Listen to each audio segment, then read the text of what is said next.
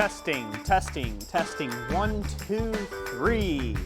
All right, everyone. Welcome back to another Friday Night Live here at Christ-Centered Ironworks. Thank you all for joining us this evening. So happy you can make it. File right in there. Good time to share the stream as well with whoever you think might have a lot of fun in this. So tonight we'll be forging a bick urn or a bick iron, if you will. It's named several different ways. I always call them bick urns or just bicks. Some people just go with bicks, whatever you want to name it. But basically, it's going to be a little miniature horn for our little miniature anvil over here. Jessica, let's go to camera number 2. So here's a little anvil in question. I've decided to name her Helga. Like her big sister over there, Olga, we're going to name this one Helga right now. But this is one of the little 66-pound anvils that we will be giving away. I won't be giving away this particular anvil. I've decided I'm going to keep this in the shop. But I will be giving away one of these anvils tonight, just like it. So you'll get it straight from the manufacturer in all of its ugly blueness that it comes from. But if you like blue, hey, that's on you. So we'll go back to the main cam. So also, bear with us, we're trying a little bit new equipment right now to help Jessica out. So hopefully that's all dialed in and is doing well. How are you doing this evening, Jessica? I am doing good, guys. Yes, you have my face in the corner this week. I was able to get that added. I know last week was a little crazy, but we spent all day practicing, so you guys are getting the best possible, hopefully. Yeah, so hopefully that's all going out very well. If you notice, there's none of that audio popping in and out. It is a little bit on the sizzly side over there by Jess because she does have a heater over running by her, but she's a little bit under the weather this evening as well, so we have to keep her warm, considering it's supposed to be like 8 degrees tonight or something like that here in Harrisville. Michigan, northern Michigan weather. Gotta love it. So I've got a piece in here of 5160. You don't have to make your bicks out of that or your bick urns, but hey, we're gonna go for the whole gusto here. Why not? And we're gonna be doing most of the forging of this bick for the little Helga anvil on Helga. So might as well, because that's what you guys are gonna be doing out there. So we hope to have a good time tonight and welcome. So who do we have in the chat, Jessica? Let's say hello to a few people and we'll get started. All right, we got all kinds of people. 4W Blacksmith says, woohoo, looks cold. Yeah, it's a little chilly, but again, you know, Roy's standing next to a nice warm forge and I'm next to a heater, so can't complain. Can't complain at all. Jadable Custom says, if I win this anvil, I will be donating my train rail ASO to one of the neighbor's sons. So that's awesome. Yeah, that's a great way of kind of the sharing and caring, keeping that going. Bonona Blacksmith Jeremy Bloom says, it's a bit cold in here in Michigan, isn't it? And yeah, it is. But we are glad at least there's snow this time around. It's not just the cold without the snow. So. And also, one other, Charming Hollow Forge, Hans, thank you for the $25 super chat. He says, hey, Roy and Jessica, love you guys and keep up the great work. Love you too, Hans. Thank you, sir. Thank you very much. Also, if you don't know Hans from Charming Hollow Forge, you should check out his channel. He's got a great little channel there, and he's almost up to 1,000 subscribers, so he might be a channel you want to go take a look at. Go check him out, see what he's doing. He's got a lot of neat projects over there on his channel, so definitely go give him some love if you get the chance. So thank you, Hans. Greatly appreciate you, brother. You know we do, and we greatly appreciated you last stream as well. Hopefully your wife gets in here and you guys start another bidding war, because that worked out for us great. That really helps out with shipping these anvils.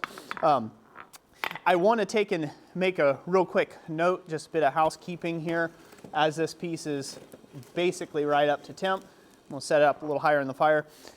Real quick housekeeping note, we will be giving away 12 anvils this year. So tonight will be the drawing for the very first anvil giveaway, and all you have to do is be here in the stream and commenting, because we're going to draw one name at random, and that person we're going to pick, and they're going to win the Anvil, and we'll just do that at some random point during the stream. Also during the stream, I've made up, let's go back over to the Helga, Jess. I've made up a bunch more slitting chisels, round punches, 1/4 inch round punches, and a 1/4 inch square punch that I'll be giving away. I'll be giving each one of these away individually to one lucky subscriber. Stay there at the Helga Cam. And then we will also be giving away some more of these wolf head tong clips. So I've got 3 wolf head tong clips to give away this evening as door prizes. These are all forged by me. Then we will also have some great stickers from Dana Maggiore. Here's the bag that they'll come into, box. You guys have seen those before. We'll be giving away some stickers as well. And again, there's nothing you have to do other than be here in the stream and be commenting and participating in the community here. And then we will also be giving away, ooh, Jessica went all out. We're going to be giving away 4 different gift certificates. Each one of these is a little bit different. 2 of them are for the Blacksmith cheat sheet ebook, and 2 of them are a gift certificate for $50 gift certificate for the entire Blacksmith PDF store that you can apply towards anything that you got in there, any digital downloads or ebooks or things like that. So we'll be giving all that away in this live stream as door prizes. So again, thank you all for being here with us, and we hope you guys enjoy. Do I need to answer any questions before I start drawing this out? Because we are there. Go ahead and throw those out real quick. All right, we'll turn on my mic there so you guys can hear me nice and clear. Yes, thank you guys for the super chats. Let me scroll back just a little bit there. Doe Creek Forge, $2 super chat, says thanks for all you do, and thank you for coming along for the ride.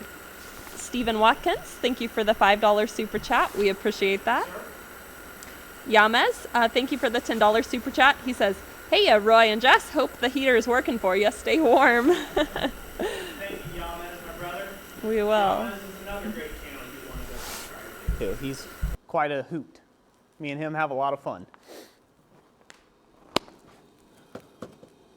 Who else? All right, and also, let's see here, we had a few more come in while I was saying on that.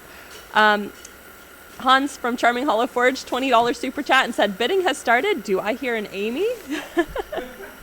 Did you beat her to that? She's lurking around somewhere, I'm sure. I'll allow it.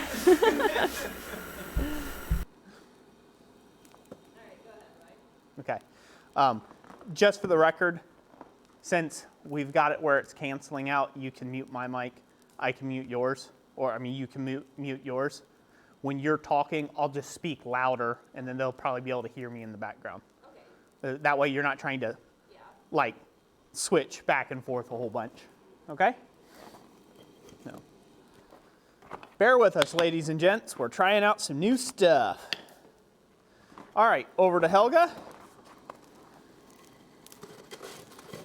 So this is definitely quite hot. It's a little over temp, but that's okay. It's still going to work out pretty good. We're going to draw down the shank, the hardy shank first, which we need to be 5/8 inch square.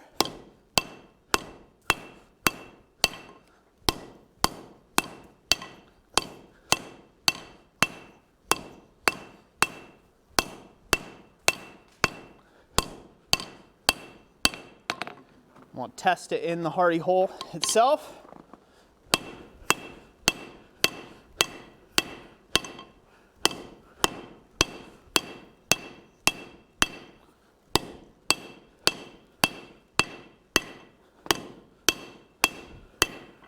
Now I'm going to start creating kind of the chops in for the shoulders. So we're getting pretty close there. Need to heat it up.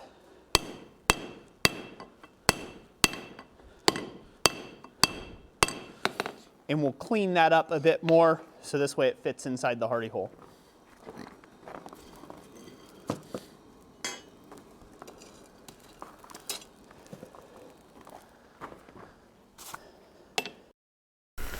Jeff Kren says that little anvil does a decent job. It really is a good anvil.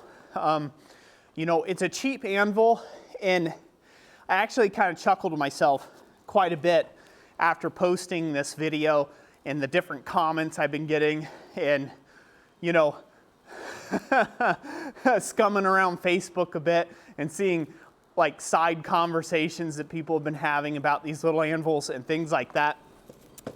And the funny thing about it is that I started on a Harbor Freight anvil.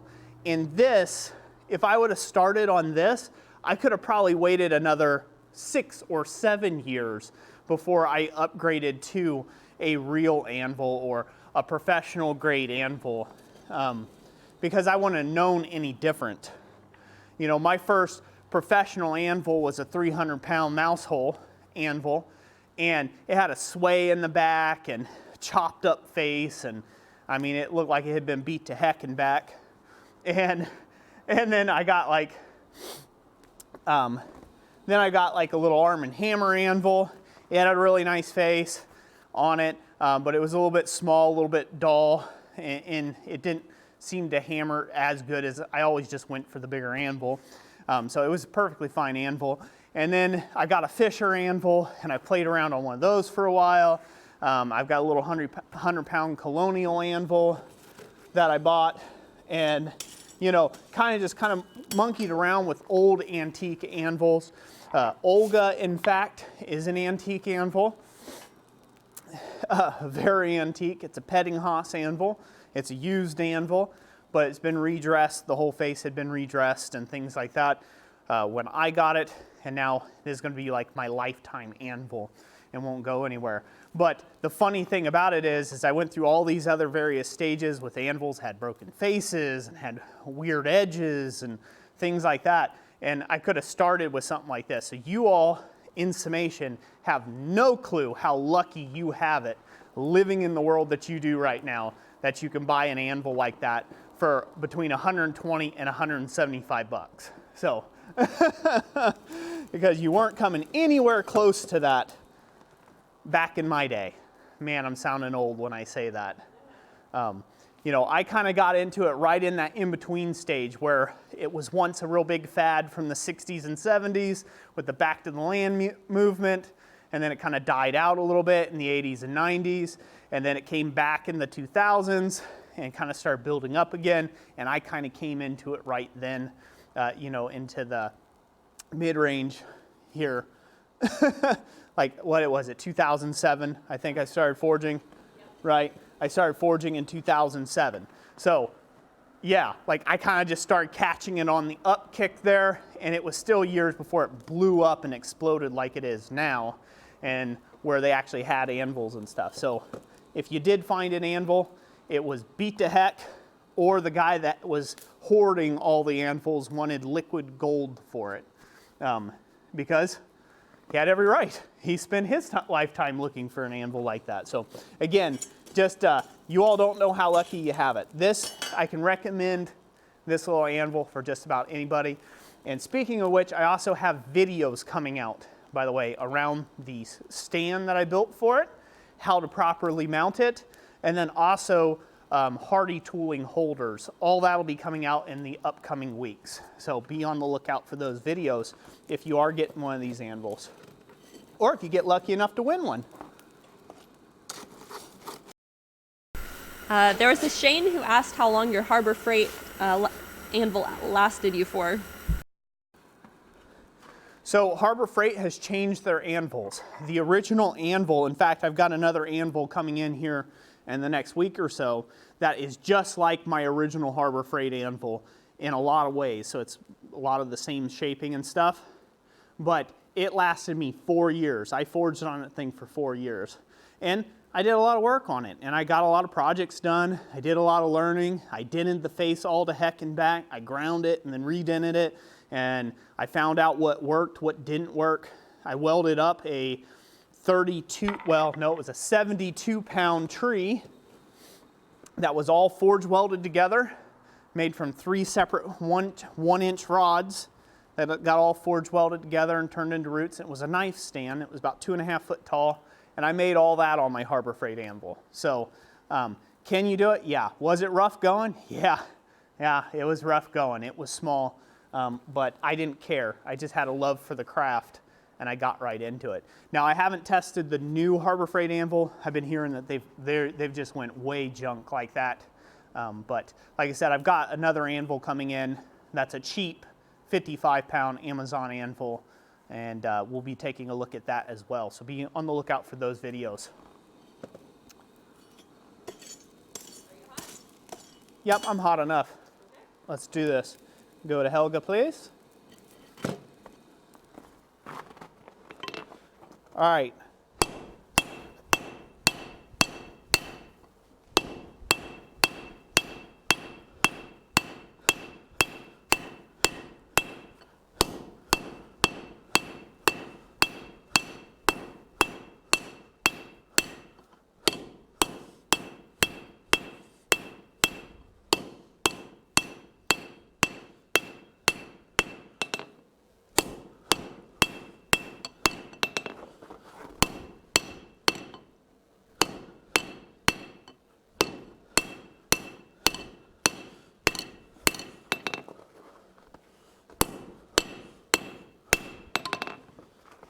Man, we are so close.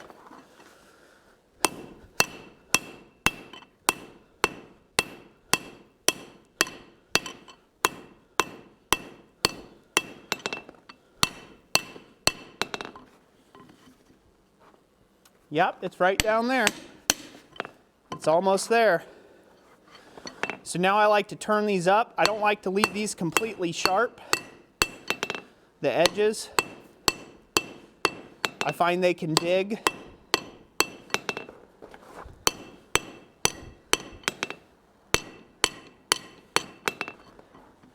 If you knock those off a little bit, it'll go down in the anvil a little easier. Go ahead and clean this up. One more heat here.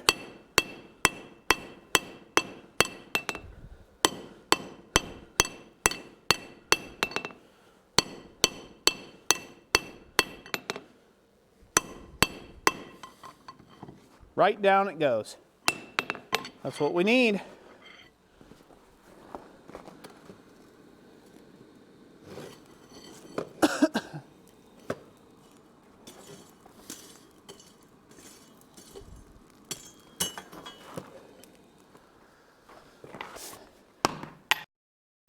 All right, it's a cue for me to talk, right? You finished forging. Okay, let's see here. I will start with the super chats, so those don't get too far up on the list. Levi Harp, thank you for the $2 super chat. He says Blacksmith for life. Like, that sounds like it ought to be like a hashtag, you know, Blacksmith for life. Island Metal Forge, Yamez, thank you for the $5 super chat. He says a lot of new faces. Welcome all of you to the Blacksmith family. Yes, we hope you stick around and join us for all kinds of live streams and events and all kinds of things that we do here at Chrysler Ironworks online, and I don't know, across the United States too. So, yep.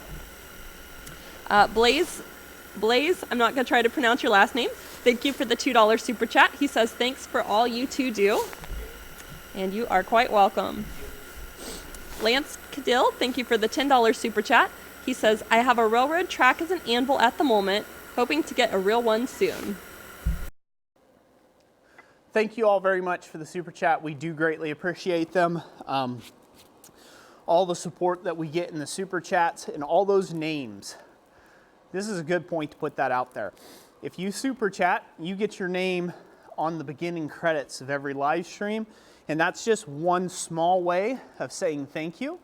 And another way that we like to say thank you on this channel and in the blacksmithing community is some hand claps. You know, when people super chat, go ahead and throw up those clappy hands or thumbs up or way to goes, things like that. Throw a few smiley face emojis or whatever their way, because you can thank those people for us being able to give away anvils, like this 66-pound anvil that we're going to be giving away tonight. You can thank them because of that, because that's what goes into paying for the anvil. That's what goes to paying into the shipping. We just facilitate it here on our channel, but they are the ones that you should be thanking and be thanking them very well. So, so thank you all very much for your support. You're what make this possible. We do greatly appreciate you, each and every last one of you. And then we also appreciate those people that maybe can't support financially as well. I've been there. I know that sometimes you just can't swing it and things like that. So don't feel left out. A great way of supporting this channel is just sharing the videos around with your friends. And I mean, heck, even watching them all the way through to the end of the video, that really helps us out a lot, like tremendously. So thank you to every last one of you that do that. We do greatly appreciate you. So it's not all about the money, and that's what we hope to show here, is that, you know, it's not all about the money. We're going to give back stuff. As you give it to us, we're going to keep dispersing it out there, giving it back. And yeah, it's going to be an exciting year. I have actually been waiting all day for this. I have been super stoked since hour one this morning when I woke up, when I opened my little peepers, man. I've just been ready to just pump up the volume and just like do this, because it's exciting. It's exciting. I really like giving stuff away. I woke up, I was excited. I worked late last night getting this stand done, so this way we could have this up and ready to go. And again, the whole time I was just getting really pumped and just ready to go on this. So I can't wait to give away 12 of these this year. This one's the first one that we're gonna give away, and I just can't wait to do that. That's gonna be awesome.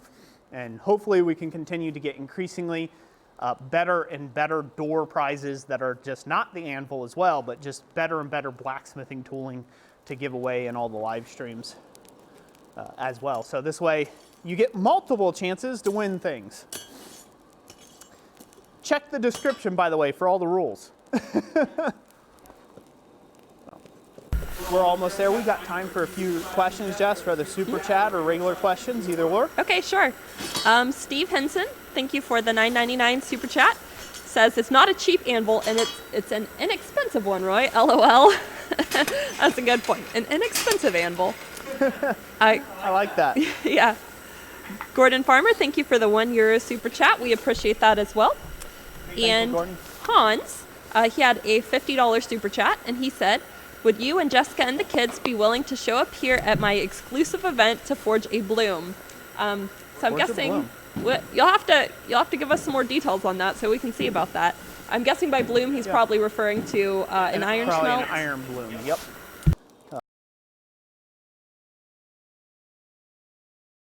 It depends on when it is, and we can check our schedules and work that out. So just you know, DM me and we'll talk about it, Hans. Thank you for the $50 super chat, by the way. Thank you.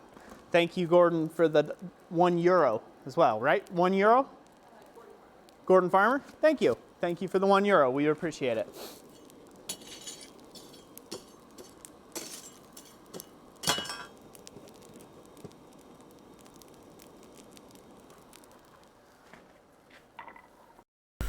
Let's see here.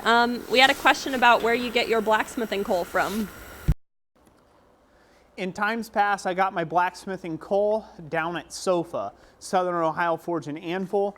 I would buy it by the ton. Once a year, they had a deal where if you helped them shovel their coal into their building, you could get it for at cost that it got to the fairgrounds for members of SOFA. And so that's where I used to get my blacksmithing coal from. Now I'm using metallurgical grade coke. So it's not coal, it's just like, it's a coke forge that I'm running right now. Same coal forge that y'all have seen in many of the videos, but I'm just running metallurgical coke in it. And I get that from a buddy of mine all the way down in Columbus, Ohio. And I go in on like halvesies on a deal with them. And that's where I get that from. But again, I buy it in bulk.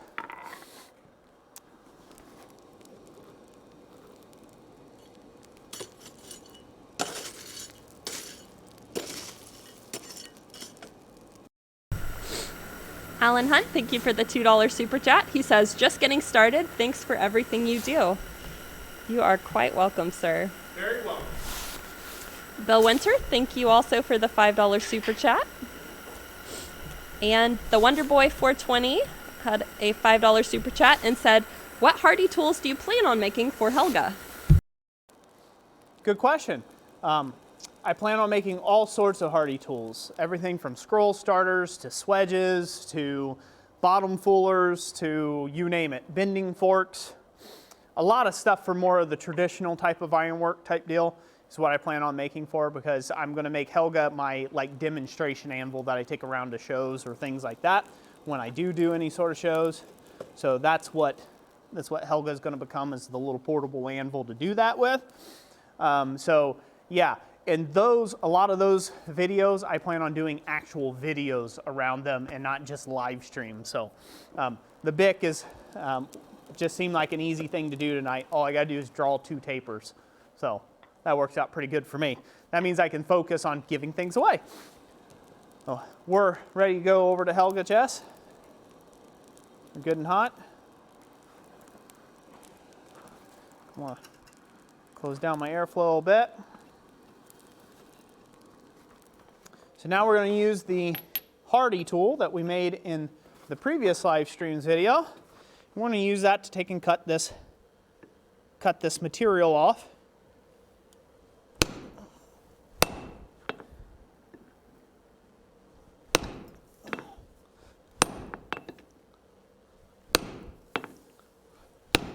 You only really have to cut off to one side on this.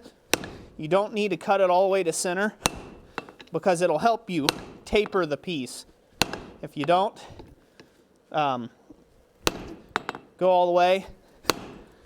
So you don't have to cut it all the way to center. If you don't want to.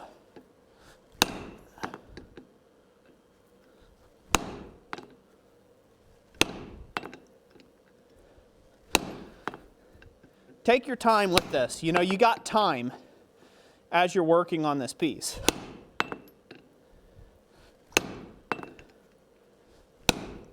You got a lot of mass here that you can spin cutting.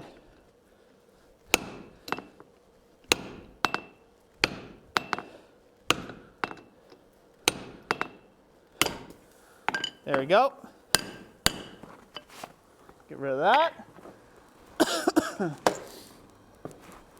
Easy now, easy. Pre-quenching a tool never hurt anything, did it? There it goes again. In snow nonetheless. So that hardy tool held up pretty well. I don't know if they can see that or not. They see it pretty decently. Okay. Yeah, so the hardy tool we made in the last live stream really held up. Good. I say that like I'm surprised. Partly because I am surprised it held up well. So, oh. All right, let me grab a pair of tongs here. You can talk, Jess. Random goat. No, we are not particularly into any sports. People kind of razzed us when we moved from Ohio to Michigan about I guess there's some sort of big, is it football? I think it's football. Something about the teams really having quite the tuft over over the sports. That's how bad. I can't even describe it. I don't know. So I'll just leave it there. No, we're clueless when it comes to sports. So I won't try to describe. They have quite a tough thing that happens sometimes. Yeah, a rivalry. That's the word I was looking for. A rivalry. That happens sometimes on a Tuesday. Yeah. Yeah, it's probably Sundays, but I don't know. Yeah. Yes. So that answers that question. By the way, random goat, I like that. You can just, that's their username. They can ask random questions like that. So, anywho. Mike's Kitchen. Thank you for the $2 super chat. He says, thanks for the videos. I've made 20 hooks. Good. That's a good start. That'll be, the more repetition you have, the the easier it gets. And then eventually you just tool up with jigs and stuff like that, and that makes it even quicker. Brad McCormick, thank you for the $5 super chat. Aimless Adventure, thank you for the $5 super chat also. He says the $20 must have been too much, so I'll try $5. Oh no, is YouTube blocking you? They said that's too much, you're rejected on that. His bank account might be a block. Oh. Saying, no, you've done too much, my friend. You just gotta do it in $5 increments, that's all. Yeah, there you go. Yeah. Thank you all very much. Thank you very much. So. Mm-hmm. Are you hot? No, No. getting there. Okay. All right. Our Sarsaparilla, thank you for the $50 super chat. He says, thanks for bringing such great content to this awesome community and keep it up. Very welcome. Thank you. Thank you for supporting us. Greatly appreciate it. I definitely plan on keep bringing awesome content as much as I can. So. Also, you will notice below, if you guys are used to looking down below, I try to put the link to the following live stream, so that'll be down there. So at some point you can, add that in on your calendar. And also we're going to do, since there was 5 weeks in January, we have 2 weeks from now falls on a Friday, but it's like the very last Friday in January. So we're going to do a little bit of a special live stream, and I'll let Roy tell you more about that. Yeah, so we're going to do a special live stream. This time, Roy's going to be behind the keys. Yes, so I'll be behind the keyboard, and we will be joining Jessica over in the metal shop or the modern shop, and she will be doing enameling. So she'll be doing some glass enameling on copper, so that's going to be super exciting. Maybe do some medallions, and who knows what else we get into. I'm going to let her decide what that will be, but it'll be a special stream to where I can chat more and I can just hang out, and we'll still have the camera angles, things of that nature, but it's just meant to be a real special stream to just sit around and hang out with you all. And then the following Friday, so they were back to back, right, yeah. Jess? So there'll be a double live stream. So after that enameling live stream, we will be right back to a regular forging live stream like what you're seeing here, with door prizes and giveaways and things like that. So yeah, so make sure you attend both if you want to do that sort of thing. But that's what we will be doing. 2 live streams in that amount. And then I would also like to give something away while we're at it. Yep, and this is basically to temp where I need it to be, but I want to give something away real quick. Let's go ahead and give away one of these wolf head tong clips. Hopefully they can see that down there and at Helga. All right, so we're going to be giving away one of these. This is one of the larger sizes that I make. So now we're going to go ahead and drum roll. You guys know how this works. If you want it, you have to start commenting down the comment section. Go ahead and light up the chat, and we will ship this one anywhere in the world free of charge. So.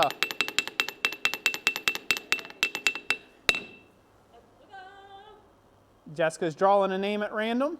Yeah. Oh, okay. Took a second for you guys to there's a lag, I realize that. All right, I landed on BS Small Engines, who says me. You are the winner. Brandon, congratulations. Hopefully you enjoy this tong clip. All right, I'll go ahead and give away one more. Let's go ahead and give another one away, Jess.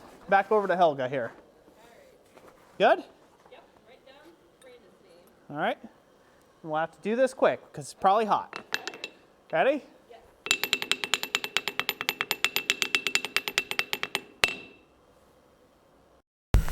All right, this time we landed on the Wanderer. Says hello. Hello, the Wanderer. Congratulations. You won the wolf head tong clip here. Let us know your information. Get in touch so we have your address and we can ship it to you. All right, this is ready to go. So let's go ahead and go over to the anvil, shall we? All right, so I've got to straighten this up a little bit.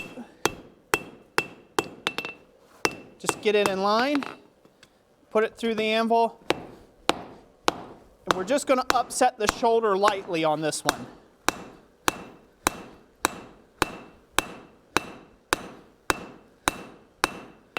You don't have to go too crazy with this. It wouldn't be my suggestion. The reason for that being is that you're not really driving anything down on this piece. Let me grab Mr. Thing here.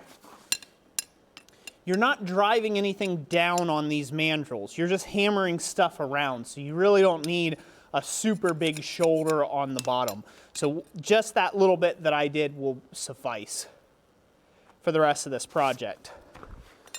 Put that away.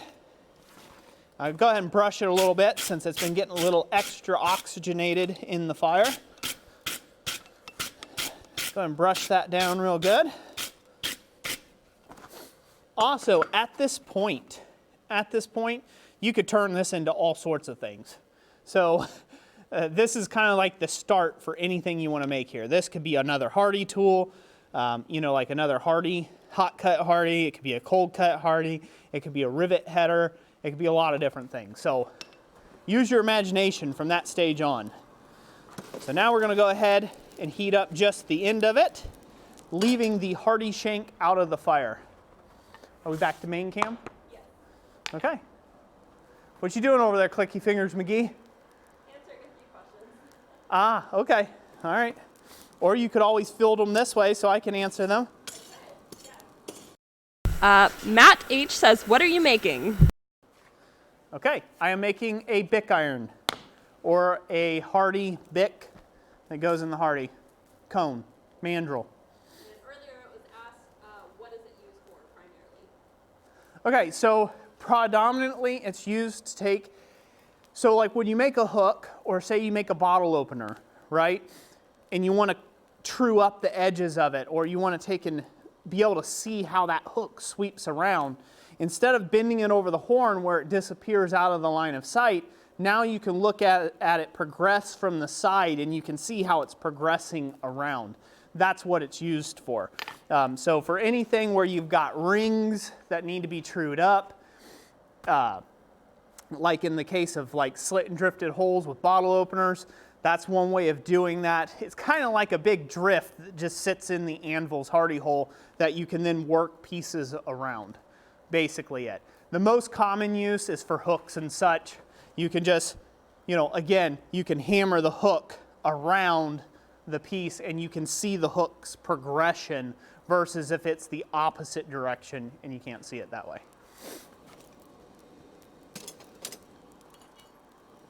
Ready for more? Yeah. All right.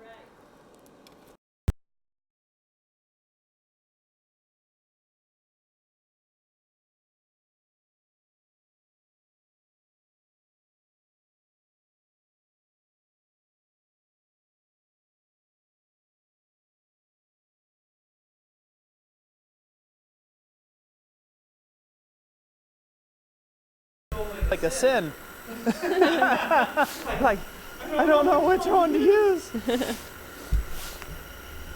All right. I'm going to go back a few minutes on the super chat.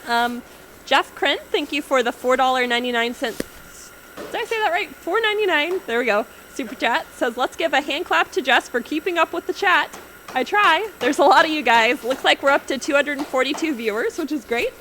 Thank you for all being here and for inviting friends and stuff like that. That's awesome. Yeah, make sure to share it around. Thank you for being here. Bob Humphreys, thank you for the $50 super chat. He shared a super sticker. This is the first time I've seen this one. It's a rocket. It's like a little character riding a rocket, and then it explodes like it's a firework. So that's cute. Thank you. Boris Margolin, thank you for the $5 super chat. Says, so much to learn. Thank you for taking the time to do this. Very, very welcome. Thank you for being here. Thank you everyone for sharing the screen, by the way. Thank you for coming in, watching the streams, learning, asking questions. Really greatly appreciate that. I mean, it really wouldn't be a stream if I was just out here talking to myself and there was like nobody watching. So thank you guys for being here. That's a huge blessing on us. We really do appreciate it. And thank you all for all the super chats. every last one of you are epic.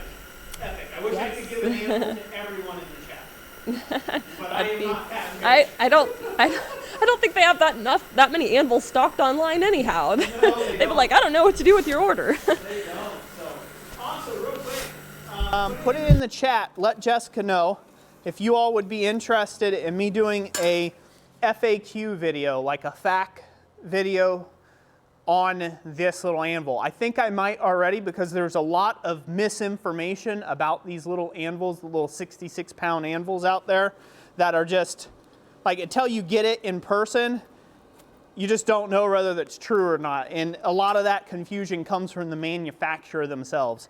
And I think it's because, well, they don't sprack in the good English, not like me. They don't some of you will get the joke on that one. They don't sprack in the good English like me. And, and so anyway, so there's some cross-cultural translation there that is lost in their listing. So I can answer some facts about these anvils. So if that's interesting to you, just say that in the chat down below. And Jessica will just say if it's popular enough. Okay, we'll make a video on it. There, simple enough. Let's go to Helga and let's forge this out, eh? All right, we've got it really good and hot here. And now we're gonna go ahead and forge the taper here. We're gonna start off pretty steep. You're gonna forge 90 degrees.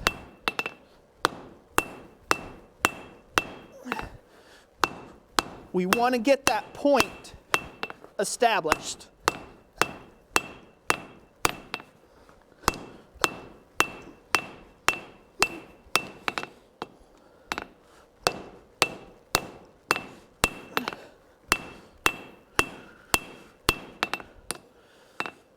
And of course, it's not going to like to do this either. So you're really going to have to hold on to it and really drive it.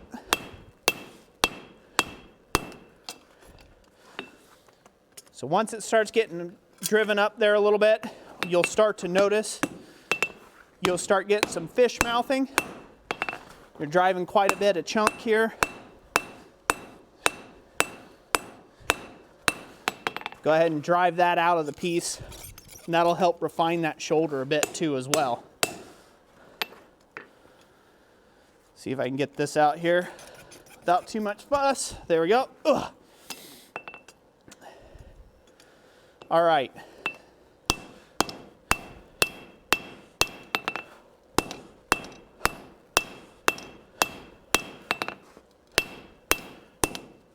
Just gonna planish that up a bit. Then we'll take another heat. So if you guys can see how far we've got that in one go. By the way, this piece is 1 inch in diameter to start with, or 25 mil round. So that's what we started with, a 5160. Not bad for a 1 3/4 pound hammer. Yeah, I'm doing pretty good with a 1 3/4 pound hammer. 66-pound hammer. Yep. I'm doing pretty good. That is a big piece of stock, yeah. Build something cool. That's Dale, right? Yeah. Thank you. Thank you for the $10 super chat. He says, I love what you do for the blacksmithing community. Thank you, Dale. Super appreciated, brother. God bless you. Glad to be here. Glad to do what I do.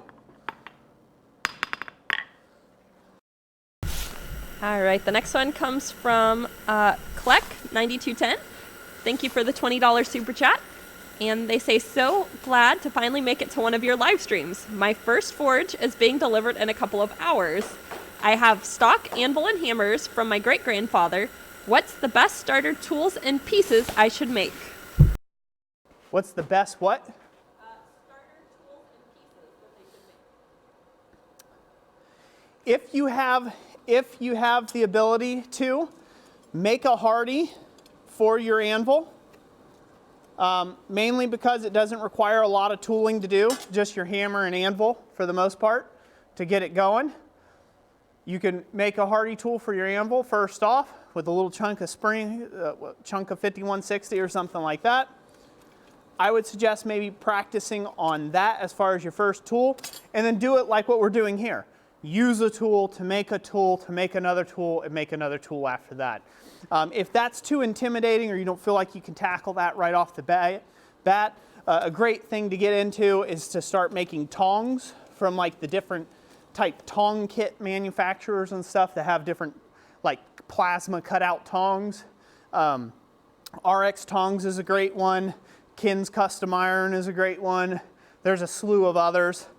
So, you know, I would invest in that and start with those because you can never have too many pairs of tongs.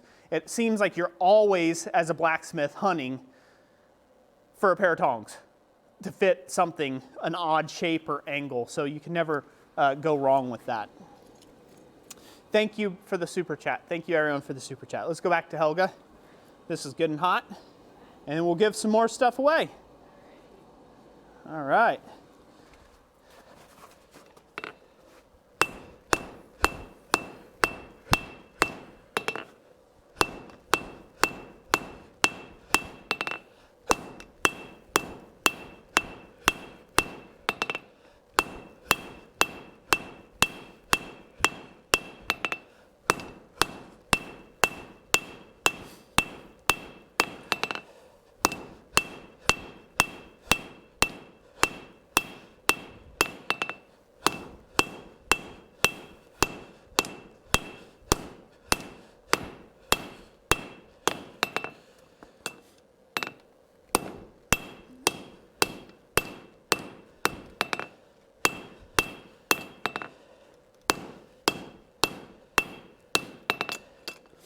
While you're doing this, make sure you keep that shoulder off the edge of the anvil there.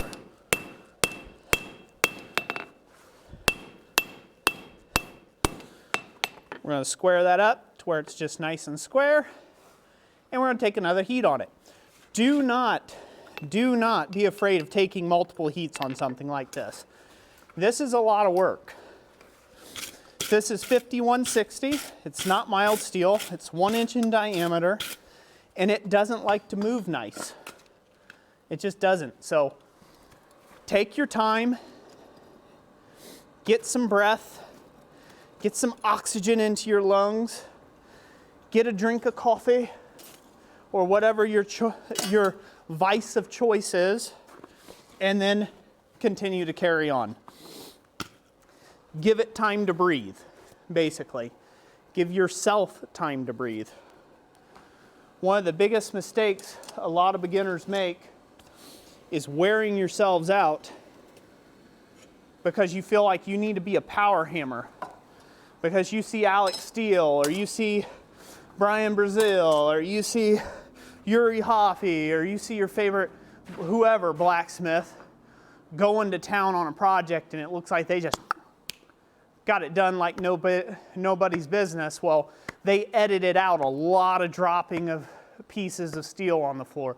They edited out a lot of freaking looking for tongs. They've edited out all the 20 minutes it took for the piece to heat back up. They edited out them going to the restroom and taking a restroom break. They edited out all that excess time. And so YouTube time, unless it's live stream time, isn't real.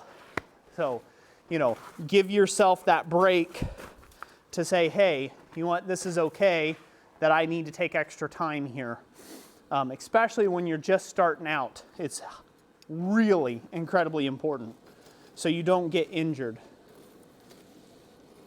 I've been forging for quite some time now, a lot of years. So I'm used to hammering every single day.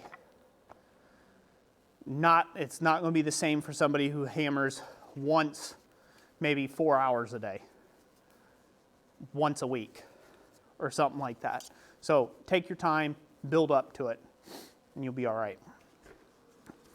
And you don't need a murderously large hammer either to get it done. The anvil I'm forging with right now is a 1 3/4 pound hammer.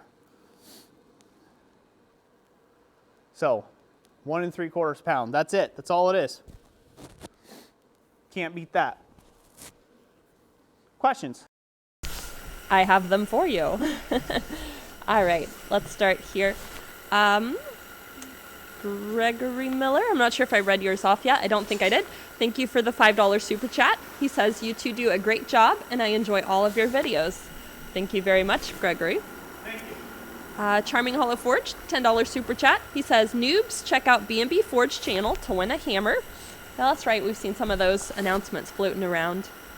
And also, Yamez at Island Metal Forge, $5 super chat, says, currently raffling off a set of tongs and a knife for Operation Seth donations. Cool. Yeah, so definitely check those out if you guys got some interest in that. I know B&B Forge, he's giving away a hammer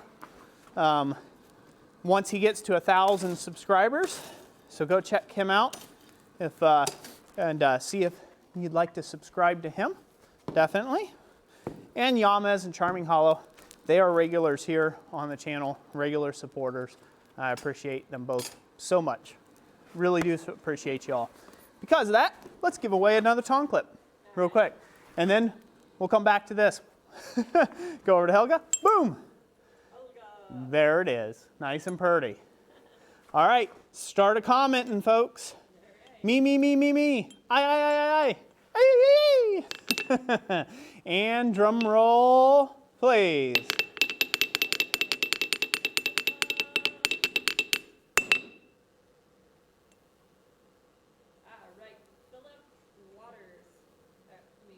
Unmute myself. All right, it went to Philip Waters, who said, pick me, no, wait a minute. Yes, pick me. Philip Waters, congratulations. Get us your contact info. Get us your address. Contact info is in the description. Get in touch with us, and we will get this shipped out to you. Thank you. Thank you for being here. Thank you for supporting the channel with your presence. All right. Let's go ahead and give away a slitting chisel while we're at it. I have no clue what time it is, but almost 6? Yeah. Hey, I've been doing pretty good then. Almost got this thing licked. All right, so we're going to be giving away one of these slitting chisels. I still have to harden and temper these. I just made these earlier, but I will do that and ship them out. People have already received the other ones since last live stream. So we're going to go ahead and drum roll. Scroll. All right, and this one's going to go to Matt H., who says, wow. Wow, there you go. Matt H., congratulations. Get with us. Again, the door prizes here are open to anyone in the world, basically. We'll ship them anywhere free of charge. Just get us your address so we can ship it to you. All right, this is good and hot. Okay. This is hot and good. You can stay over at Helga. I'll pull this out here. We're going to finish forging the taper on this thing.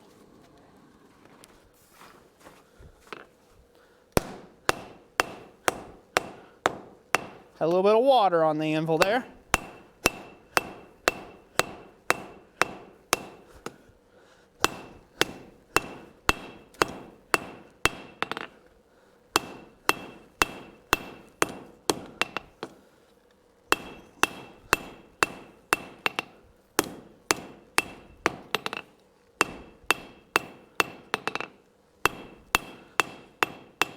All right, got a nice taper to this piece.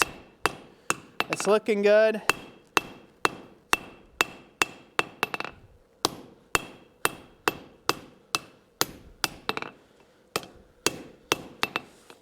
And now we're going to take off the corners.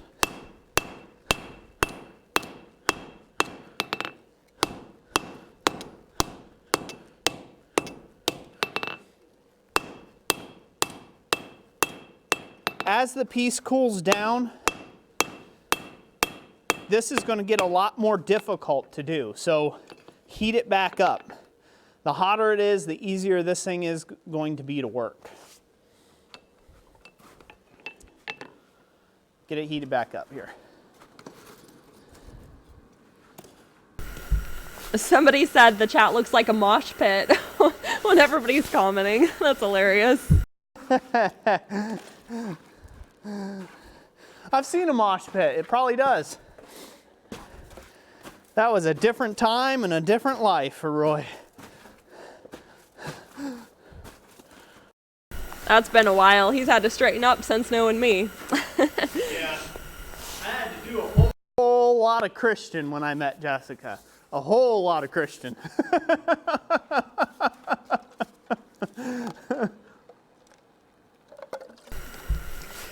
All right. Thank you, Techronmatic, for the $10 Australian super chat. He says, I'm out, guys. Have a great evening and good luck with the draw. Thank you. Yes, I'm sure whoever wins the Anvil is going to be super excited about that. And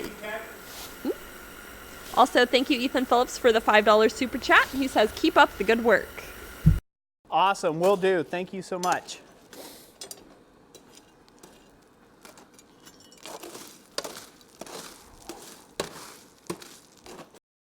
All right, for those who are just joining us, we have not yet given away the Anvil, so you're gotta stay ready, keep your fingers nimble and ready to comment for when we do get to that portion. That's right, finger stretches.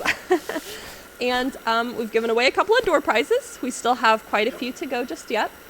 And Roy is working on a big iron for Helga, the 66-pound anvil there. So, and yeah, if you're just new to the channel, some of the last videos over the last week and a half or so have been around this anvil. It's a couple of different things, undressing it, Roy's first impressions of unboxing it, and also, getting the blue paint off, the rebound test, and a few others. And you'll have the stand to look forward to. That'll be coming up probably within the next week, I imagine. That video will get edited down, so you'll be able to look forward to that. And I know last live stream, people were asking me how the ebook was coming along. And I'm currently finishing up now, so it's coming along well. I am putting the finishing touches on the ebook photography around Ironwork. And we have put it up in the community post, a poll for everybody to vote for like one of 4 titles. And so I think Everyday Photography for the Blacksmith is in the lead, so that's probably the title we'll end up going with. But you can expect to see that ebook being released in February. So. And I've had a sneak peek at this ebook, and Jessica has went just absolutely beyond herself, like way, way beyond. It's a lot of pages, it's a lot of photographs, it's a lot of like comparison photographs at different camera settings to show you exactly what the cause and effect is of changing just one element, and goes in depth with the exposure triangle and good cameras versus bad cameras and depth of field, and like, yeah, just over the top with it. You won't be sad that you got the ebook, that's for sure. So that'll be published after all the proofreading is done and all that other stuff, like she said, in February. So that's going to be super awesome to have that. And the other thing is it's broke down in simple language that even I can understand. So it's pretty simple. She's really went out and outdone herself on this ebook, so I'm proud of her. I do. I wrote it from the point of view, or kind of for the audience, of somebody who hasn't really done much with photography before, other than just kind of like snap some pictures on auto, So I tried to explain everything in layman's terms and make it very understandable and well explained and well illustrated. That's where I went. Every chapter has multiple photos to help illustrate the points there. So I think it'll be really good. And I'm sending it to a couple of people to get some feedback. That's part of the proofreading process and the finalization process. But yeah, I think I'm really excited. I think it'll really be a big help for those of you who have social media accounts and you want to post pictures, and especially for those of you who have an online store. This is going to help you so much. We are hot. Let's go to Helga. And then we'll give some stuff away. How's that sound? Yeah. I like doing that. All right, go to Helga, please. Good? Yep. All right. So we're going to continue to remove the corners here.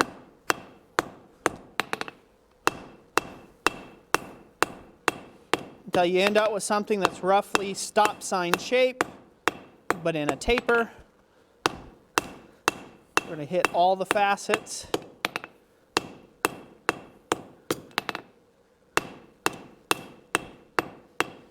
Including the ones that we did at 90 degrees. Then we're going to hammer on those facets.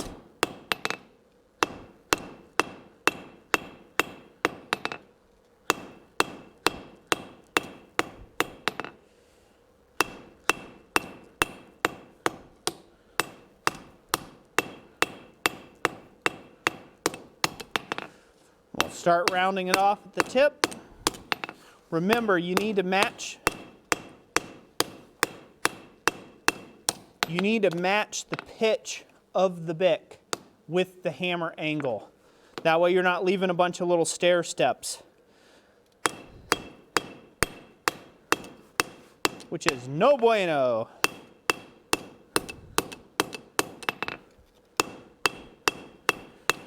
I'm going to end up taking another heat on this piece because I want to round this up even more and get it even prettier before we call that it for that. So I don't know how many heats that was. There's probably 8 or 10 heats in this piece. Not too bad for doing it all by hand. I'm going to see how this fits real quick. Give it a try. You might have to adjust it a little bit. As it cools down, by the way, as the piece cools down, it will become looser. So don't do too much correcting with it. As that piece cools down, it'll loosen up. But you guys can see how that's starting to turn out. It gives you something that you can hook things around. All right, one more cleaning up heat of this with hammer blows to get it even rounder yet and take out any sort of little hammer marks we've got developing there. We'll take another little light heat on it and planish that surface a bit more. And that piece will be done. Not a bad way to spend a Friday evening, if I don't say so myself. People get to watch a guy do everything by hand. Hammer and anvil. Hammer in economic anvil. That'll be given away. Not that anvil. That's Helga. She's staying. But I'm buying you an anvil, whoever wins, and I'm shipping it to you. See? That's how that works. Just making that full disclosure. Because I'm going to have somebody, bound to have somebody saying, I thought I was winning the one with the wooden block attached to it and all this other stuff. No, I'm buying you an anvil and then you can make it the way you want. So, well, you can fix it up your way. Oh, watch my video tutorials on it and fix it up my way that way. But that's what we're going to do. All right, well, while that warms up, let's go ahead and give a few other things away, Jess, while we're at it. And let that thing go. How many people we have in the stream, by the way? I'd love to hear that number. We are at 262. 262. Awesome. Thank you all for being here. You guys are lucky. Christmas stream, we had 600 people in the chat. So your odds are really great right now of winning an anvil. It's 1 in 262. 61. Doing pretty good, right? Doing pretty good. So, okay, we're going to take and give away some of these gift certificates. So the first one's going to be for the Blacksmith cheat sheet, valid until March 31st, 2020. Is that correct? That's correct. So you can use this to basically redeem for free the Blacksmith's cheat sheet. That's an ebook that Jessica wrote over at our website, www.blacksmithpdfs.com. The link for that's in the description down below. And we're going to go ahead and draw. You guys, if you want it, start commenting. Drum roll. Boom. All right. It's funny how fast you guys comment. It's almost hard to stop the cursor. This one is going to Anthony Albin, who said the Christmas stream was awesome and lots of fun. It was. I hope you make every stream like the Christmas stream. And I hope next Christmas stream, well, I don't just hope, I'm going to make it even more epic than the last one. So that's it for that. Thank you, Anthony Albin, for being here. and supporting. Here's one for the Blacksmith cheat sheet. Just get in contact with us, sir, and we'll get that out to you. I'll set this out of the way. Got to find places to put it, you know. All right, make sure my piece ain't burning up. Nope, we're at a nice light heat like we want. The next one we're going to give away is a $50 gift certificate to be redeemed at, you guessed it, www.blacksmithpdfs.com, and valid until February 29th, 2020. So you'll want to get in there if you win this and just start commenting. Let's do the drum roll.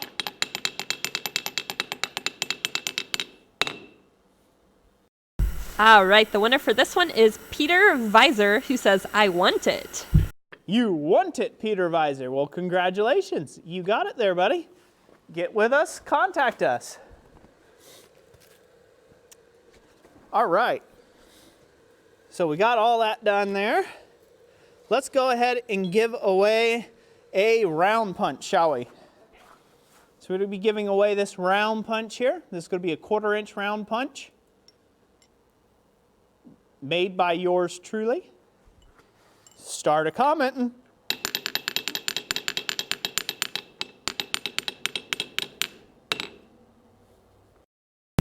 All right, this one is going to T. Bradford 916, says, me, please.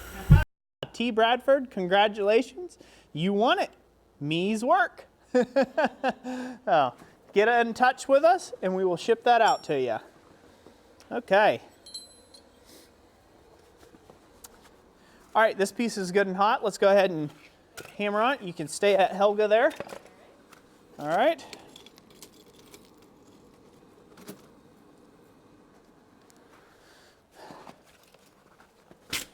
Now, it looks a lot hotter on camera. I tried to adjust the settings, but they're not wanting to behave today. But this is like a bright orange, low yellow color here in the shop. So it looks a lot hotter than what it is. It's really not that hot though. Again, all we're doing here is trying to planish out the surface area of this piece. So really we're just lightly hammering here. We're not trying to do anything crazy. We're not trying to transform the cross section of the piece. All we're doing is just lightly hammering on the piece to make this surface more uniform in nature. You can keep your scale cleared off. You'll have a little better forging finish on the piece. And it looks pretty good. The rest, a belt sander or something like that could take off, or a little angle grinder and flat disc if you need it to be perfectly clean and round and smooth, or you can keep hammering on it. I'm just getting off some of the surface scale just so this way I can see where I still have pockets or areas that need a little bit of hammering. And so far it's looking pretty darn good. I'm quite impressed with it. It's looking good. We'll flip that around and give the hardy shank just a little bit of a straighten. Yeah, and that fits right down on the anvil there. The goal is we want it to fit in both directions.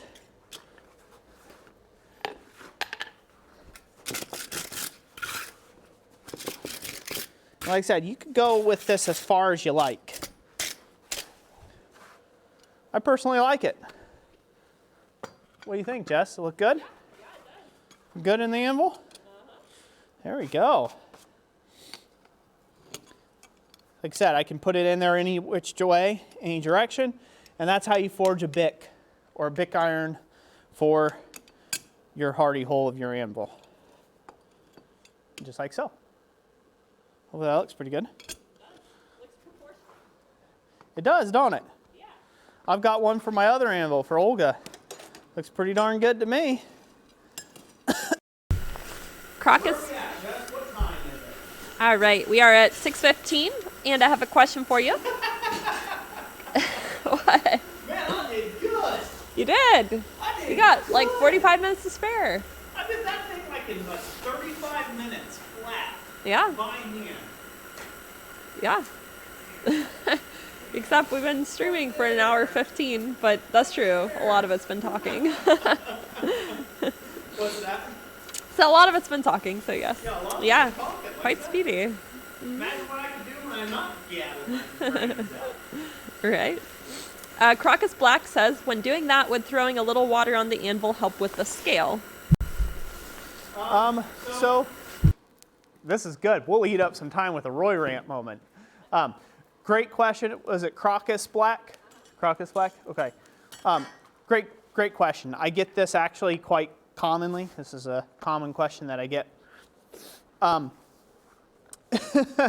So you'll see a lot of guys take and do that. It's kind of popular with blade makers. You'll see a lot of blade makers and things around the net do that, and they'll throw water on an anvil and they'll whack on it and things.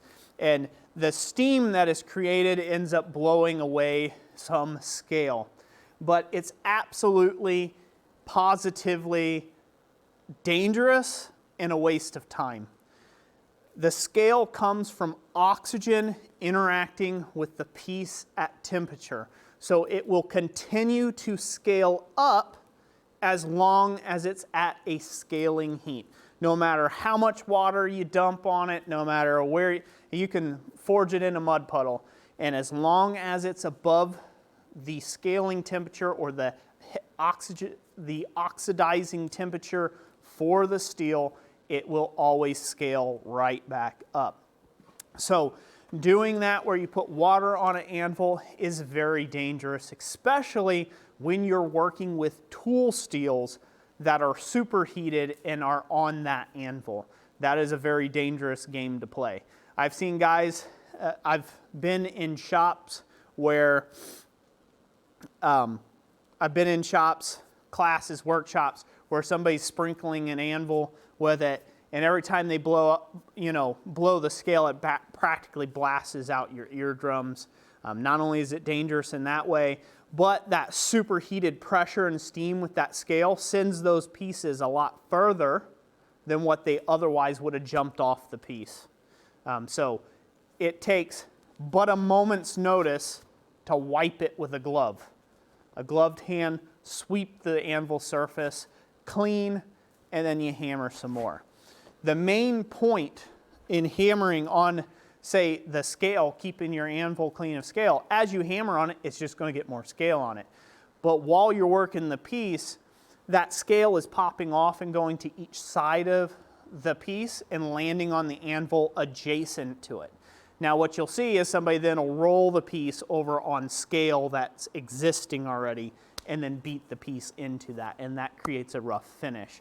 So as long as you're hammering on the piece and occasionally, periodically, blow off the scale or wipe it off with your hand, that's probably a lot better and more appropriate approach, in my opinion.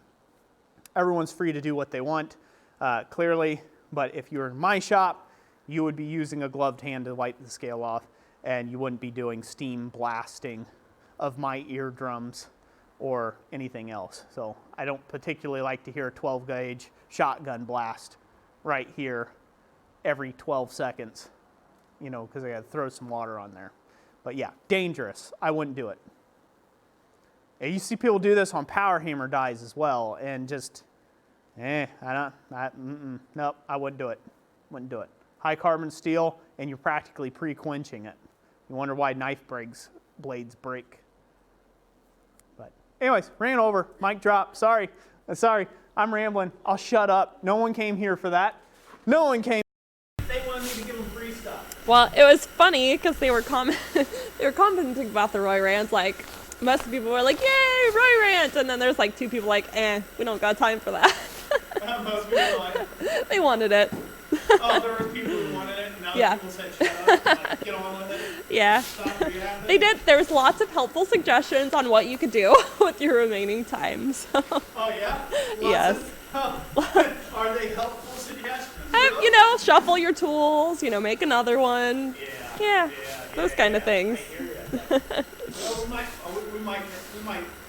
might show you how to forge out a slitting chisel and just a quick square and round punch. I might show you that. I've got some pieces pre-cut just to fill some time. But before we do all that and mess with all that action, we're going to go ahead and give away some more door prizes here, and then we're going to give away the anvil. And that way all the people that are just here for the giveaway stuff can leave, and we can get down to the core followers. The core people that love the channel and love to support us and actually enjoy these sort of parties on a Friday night. It'll thin the herd. I don't know, I say that, and then like last time we did that, there was a bunch more people who showed up. There was more people after we gave away the main items than what was there prior. So you never know. You never know. Maybe I'm wrong. Prove me wrong. There we go. Let's go to the anvil. All right. So we're going to go ahead and give another slitting chisel away. Just like that. Made out of some coil spring.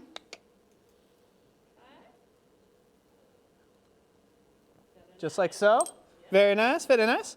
All right.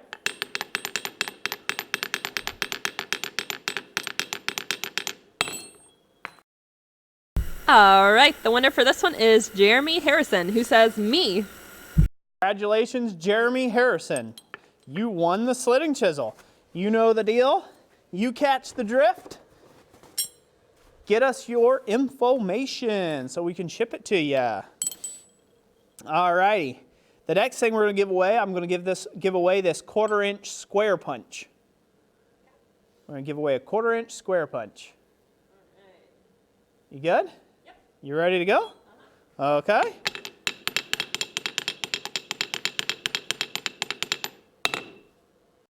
All right, the winner of this 1/4-inch square punch is Jerry. He says, I'm going to stick around. Jerry, thank you for sticking around. Congratulations on winning the 1/4-inch square punch. Get us your contact information, sir. It pays to stick around.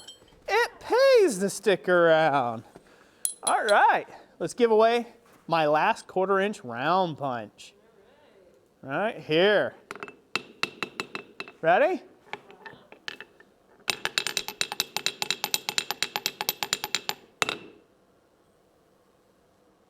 All right, this one is going to Eric Morgan, who says, dude. Dude. Congratulations, dude. Eric Morgan, get us your contact info and we'll ship out this little 1/4-inch round punch. Greatly appreciate y'all. Thank you guys for being here.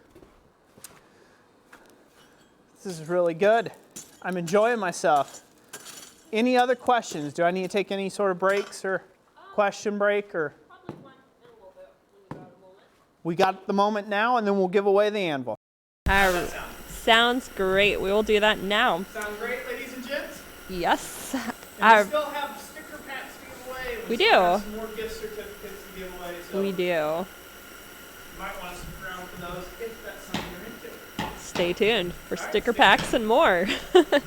We'll say that. All right. Charming Hollow Forge had done a $20 super chat. Said, should I win the anvil, I would like you to re-gift it to someone else more deserving. It's very generous of you, Hans. Pass it on somebody who could need an anvil like that. Thank you, Hans. Thank you. Really appreciate that. But I'll tell you what, if you win the anvil, we'll ship it to you and then you can pass it on to someone who's deserving. How's that sound? That way it can come from you. And we'll word that way. Thank you for the $20. $20, $10. $20. Either way, thank you. Thank you very much. Tom Carlson, thank you for the $2 super chat. He says, my fingers are limber. He's getting those finger exercises going. Thank you. Thank you very much. Appreciate it. God bless you. Dana Maggiore, thank you for the $5 super chat. He says, for everything you have done and wish it was more. No, thank you so much, Dana. We appreciate that. We appreciate being our go-to sticker guy. Yeah, thank you, Dana Maggiore. We really do appreciate you, brother. Yeah. And also, yes, there's one more. I was trying to scroll to it. Oh, no, there's two more.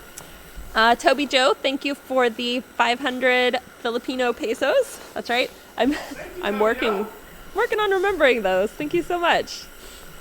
And Charming Hollow Forge, thank you also for the $15 super chat. He says, I'm here and I don't want anything other than the people here, the core group. So yeah, if you stick away till like stick to the very end, and like, yeah, even after we close the stream officially, we like leave the chat open for a few minutes. So it's a good chat. It's a good time to chat. Yeah. There's a lot of fun there. So thank you, gentlemen. Thank you very much. Thank you, ladies and gentlemen, for sharing the stream around and doing all that.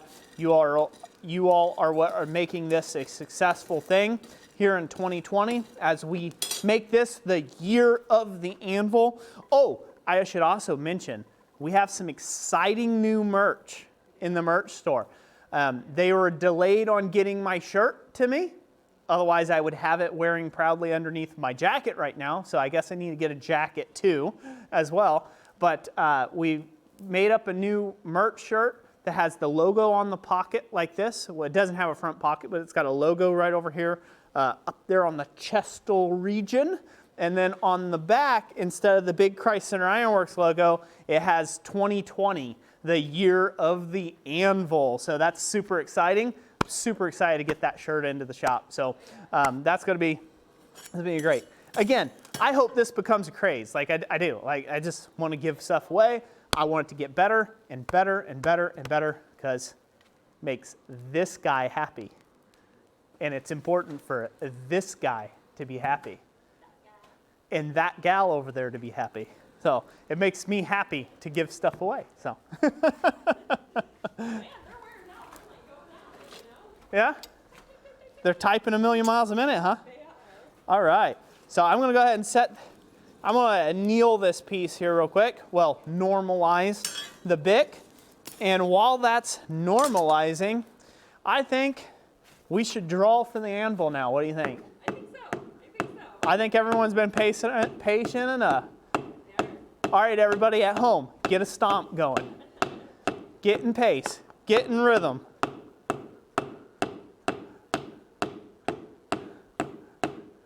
Start commenting. Start typing. Get in the rhythm. We're going to give away the anvil. Like the Roy rhythm. Woo! See, I'm almost starting to dance, fellas. So before we draw the names? Oh, but I was going to do. Okay. It was the whole thing.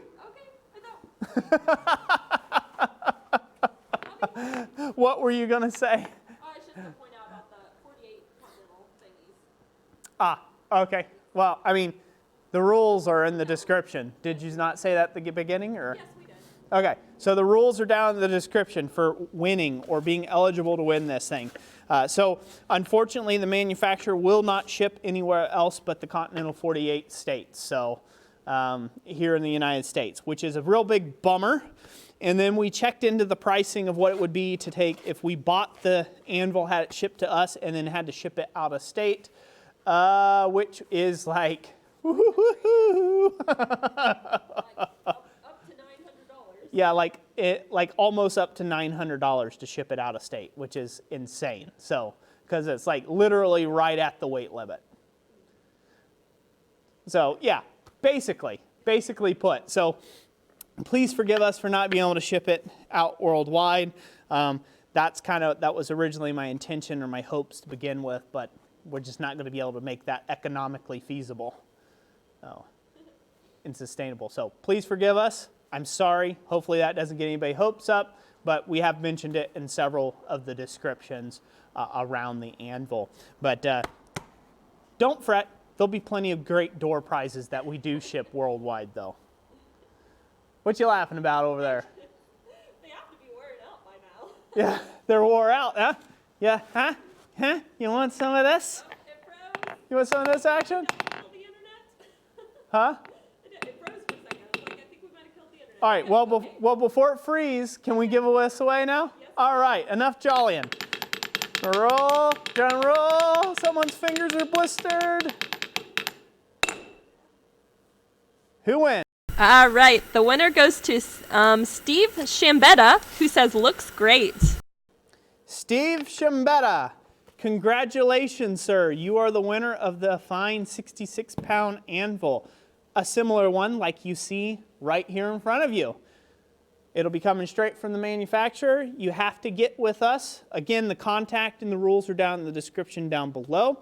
If you do live out of country, though, we'll have to give this away at the next live stream to someone else. Unfortunately, that does live in the 48 states, unfortunately. So hopefully you live in the United States. If you do, congratulations. And thank you for being part of the stream. You won one of these little Achios. 30 kilograms or 66 pounds. Thank you for being here. Congratulations. Congratulations.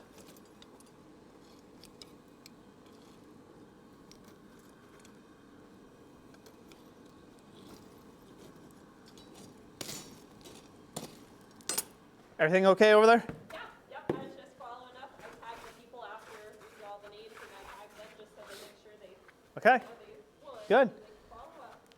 Did you know you won? Not sure. I think so. There's a lot of people saying congratulations. Yeah. He says, looks great or just better. If you're in the chat, say hello and claim your prize, good sir. All right.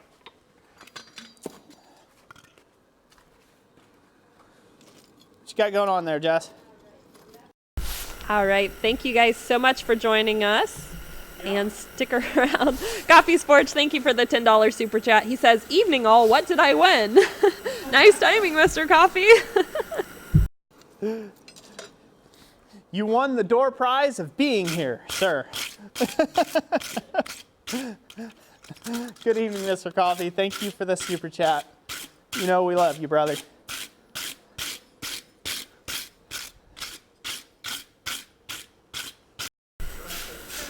If anybody had questions earlier that I did not get a chance to answer, feel free to go ahead and ask them again, and you can use the little @ symbol Chrysler Ironworks, and that will highlight it for me, and I will try to address those as we get time. Yep.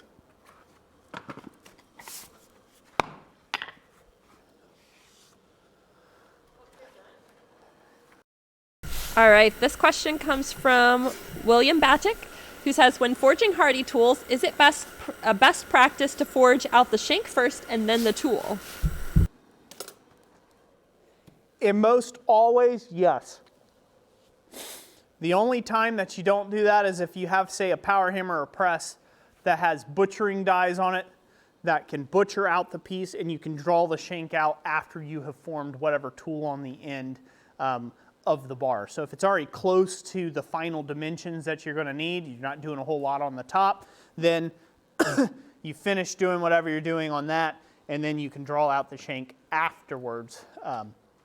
But in general, you forge out the shank, so you have that, and you've got a handle then that you can grip, and then forge out whatever the end is. So it's a flip-flop type deal, generally speaking. The shank portion or the hardy portion that goes in the anvil is usually the most challenging part. It's the most challenging part for people to get right and get square and get all trued up and in line. So that's why that's usually forged first. And even under the power hammer or press, a lot of people choose to draw out the shank, upset it, get that all nice and squared up, and then they draw out the rest of the tool into whatever shape it's going to be. Most people prefer doing it that way. This next question comes from Jerry. He says, any concerns when forging in the snow? So, forging when the snow. Biggest concern, if you're in the snow, go ahead and get some bagged salt, some salt, and salt your area. I had an incident earlier this week where I almost slipped and fell in here because the snow had got packed down, and it's an uneven floor, so I almost slipped and fell, which is bad. You don't want to fall in a blacksmith shop. There's 1,000,001 things that can hurt you bad, so don't fall prey to that. So that's really the only thing, is the slippery concerns of it. The only other thing is like your toes get cold or something like that if you're in uninsulated boots. But other than that, it's just frozen water, so it's not a big deal. It's really not a big deal. One I guess you would say downside is if you drop a tool or some tool steel, you're practically quenching the piece off. And so therefore you have to go the extra mile and do some more normalizing cycles on a tool steel piece if you happen to drop it into the snow to counteract whatever quenching that occurred while it dropped down the snow. Let's go over to the anvil real quick. We're going to forge out a real quick slit and chisel. Okay. Show you how to do this. So this is just a piece of 3/8 inch bar that's roughly about 5 inches long, a little over 4.5, almost 5 inches long. We're going to take it to the anvil and we're going to work just on the end. We're going to rotate it. And you just want to take and forge this down into a nice fishtail. If it comes, once you get it down to size, you don't want to keep hitting it at the center of the anvil. You want to take it out to the edge, so this way you don't ding up your anvil. Give it a little straighten, and there you have it. That's what we're looking for. Just a little fishtail on the end. And that's it for the forging of that end. Now I personally like to put a flat. Grab Mr. Thing here. I personally like to put a flat down this piece. All the way down this way so I can index where my chisel's at once I grind it to shape and heat treat it. I like to have a flat down the piece for that purpose. So that's what we'll do in the next heat.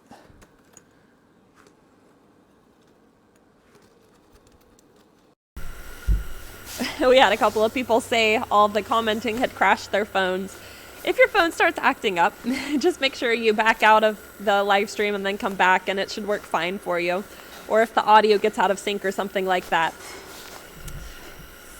Yeah, it did get a little crazy there for a few minutes.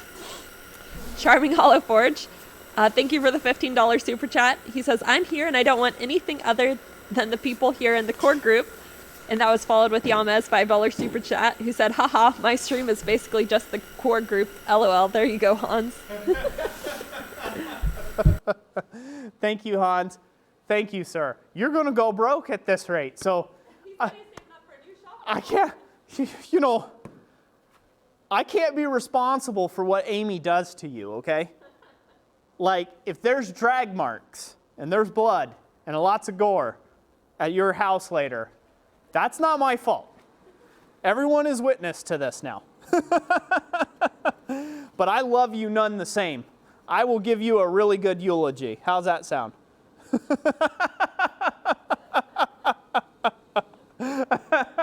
I'll be like, oh, Hans, he was such a wonderful man.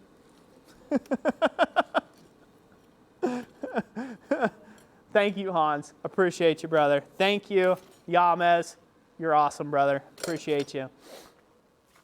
All right, let's go back to Helga here. I'm going to put the flat on her. Put a little flat on her. And there was also a request to hear what she sounds like without an magnet. Okay.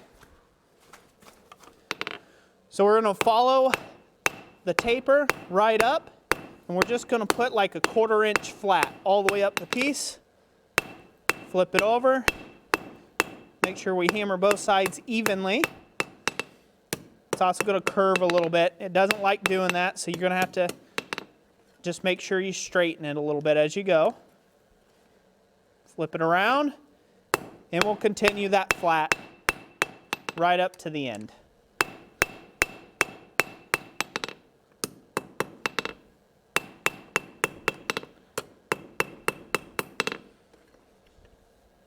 Good.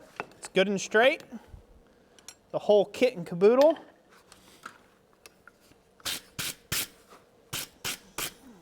So next heat, I'll show you what it sounds like. Is that right? Yeah, that's good. A little more. Yeah, that's good. Next heat, I'll show you what it sounds like without the magnet on it. But there you go. Simple slitting chisel. That fast. Everyone should make one in your shop. Make 5, 6 of them, different shapes, sizes, you name it. I'm going to dress the end a little bit on the next heat and then put the touch mark on it. Thank you, Rick Kirby, for the $5 super chat. He says, Anvil giveaway or not, I would be here just for the Roy rants. Awesome. We still have a few door prizes to give away yet, too. Oh. All right, this is hot, Jess. Let's go over there. I spend more time yakking than I do whacking. That's a problem. Well, I don't normally in my shop. That's just on live streams. Because I've been a part of some really boring live streams where people don't yak enough during the live stream. It's just like watching boring footage. There's a lots of parts about a blacksmith's day that are not glamorous. They're very boring. Grinding for 6 hours straight, or, you know, drilling holes in something.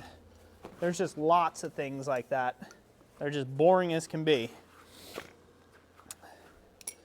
So yeah, so hopefully you guys can hear that. I'm going to go ahead and just tap away on it. That one's done. Put my touch mark on it. I'll go set that off the side of the fire after it's heated up a little bit more. Want to warm it up, and we'll start on another one. While we do that, I'll give you guys a little ring test on this thing.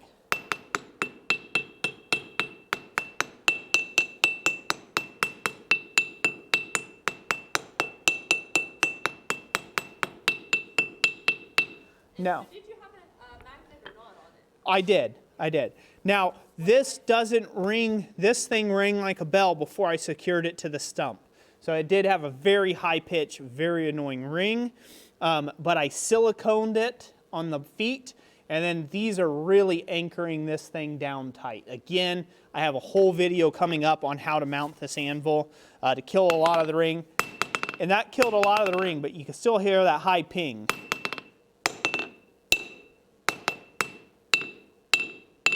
You still hear that, and if you put the magnet on it,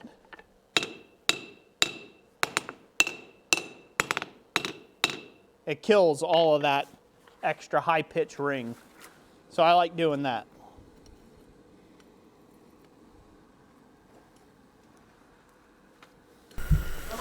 All right, we have a question from, oh no, don't run away.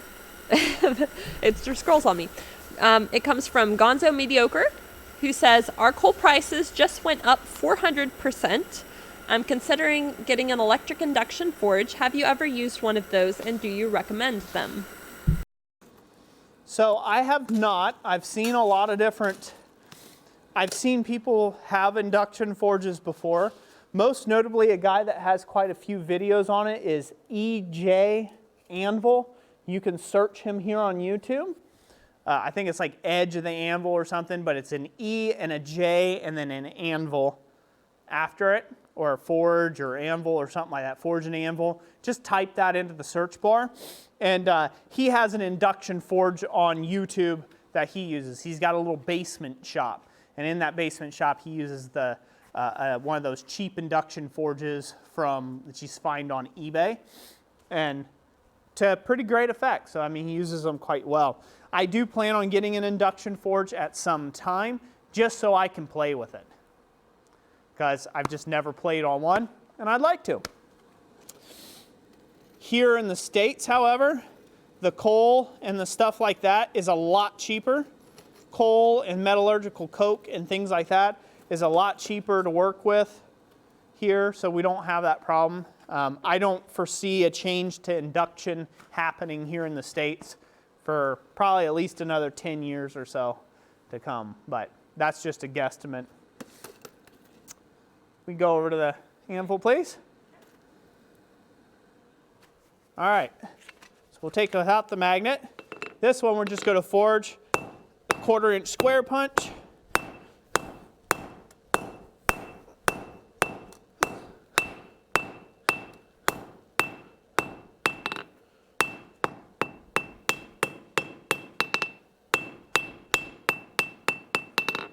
All right, that's all it's needed there. As you can see, it doesn't take real long at all. And now we're going to heat this whole piece back up and we'll start forging the flats on it. Because again, I don't like round tooling. It rolls off the anvil too much. By the way, Gordon Farmer, yes, you can get a birthday shout out for yesterday. Happy birthday. Happy birthday. Happy birthday, Gordon. Also, Neil King asked, what kind of good cheap forge blower would you recommend? Great question. I've got one right down here, Dayton Blowers. It's the one that's running this forge right now. You can barely hear it running, and that's why I'll recommend it to you. It's not super loud. It puts out plenty of air for anything that you're probably going to be forging on a regular basis, unless you're doing something industrial, in which case you probably shouldn't be looking for cheap options for blowers. You should be getting something on the industry scale. But when it just comes right down to it, this Dayton blower. I've got a whole video that says the best blacksmith blower ever or whatever, I think is what it's titled on the channel. And it's these little Dayton blowers down here that I'm running on this forge currently. That's what I recommend. Let's go over to the anvil, Jess. I'll finish this off here. So for a little bit of extra panaz, I like to turn the square up on a diamond and then hammer my flat into it on the diamond. Not actually contacting the square part that's going to interact there. I'm just making a flat contrary to the diamond angle. We're going to flip it around. You can just do it in line with the square of the punch, whatever you find easier to index for yourself.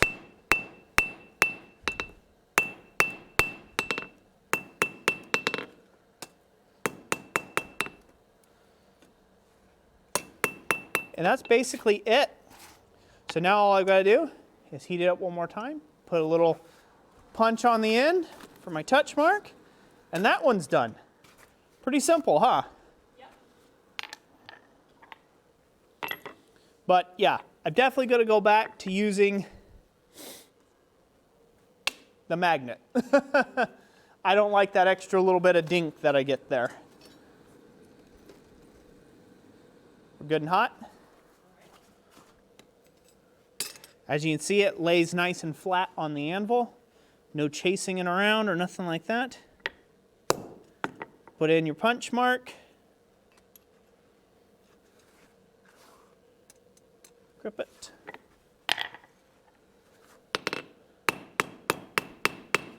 Just get it straightened up. Yeah, we're good to go on that.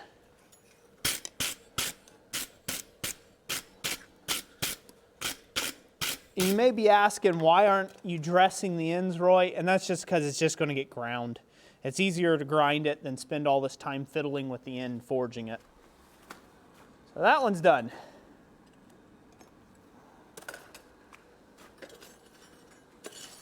So you guys see how quickly you can make these things for yourself.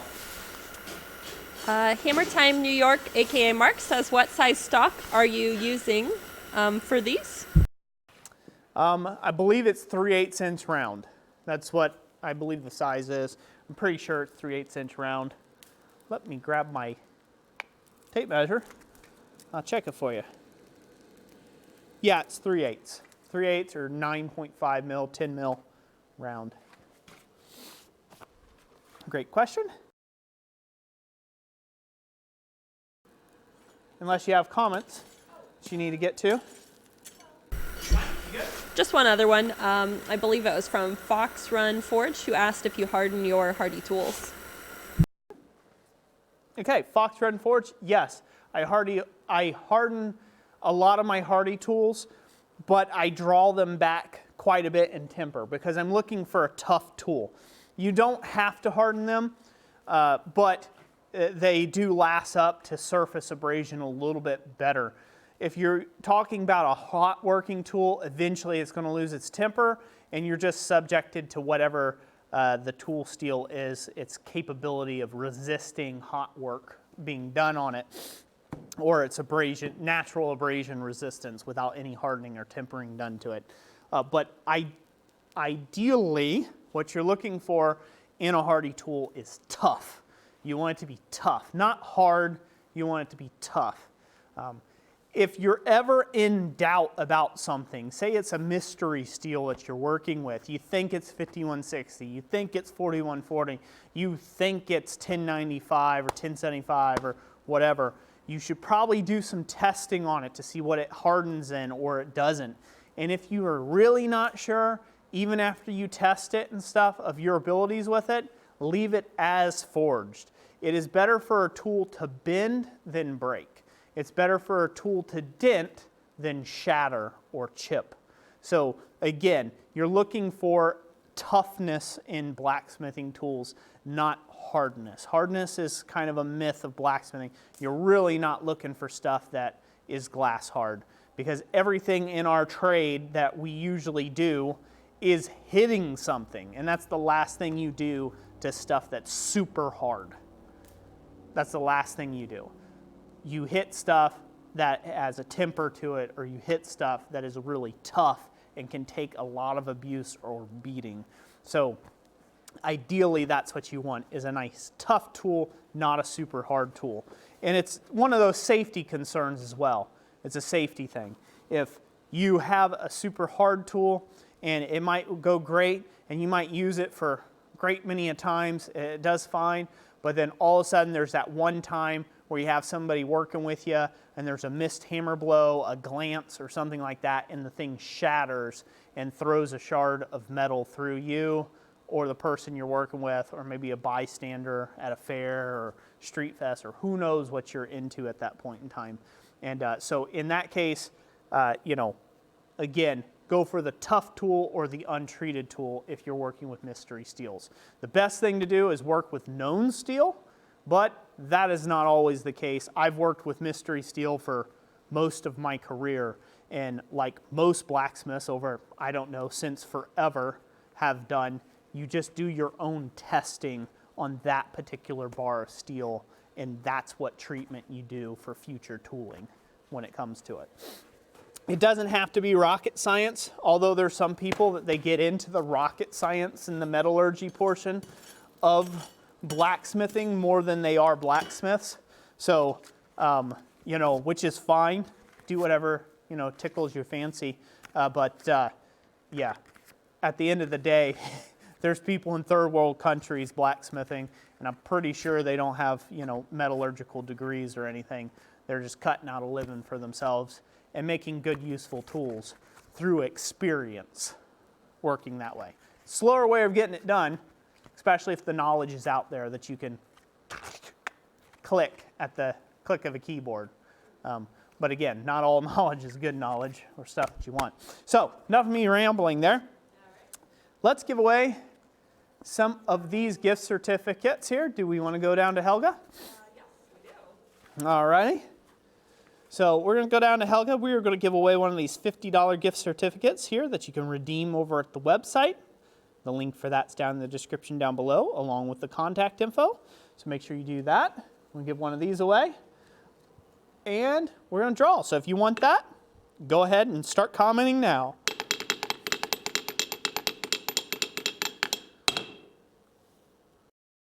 All right. Okay. I am live. All right. We picked Neil Graham, who says, "That's how we learn." Yep. That's how we learn. Neil Graham, congratulations. If you have any interest, contact us and we'll send you this $50 gift certificate. Congratulations on winning that door prize. And next, let's give away another one.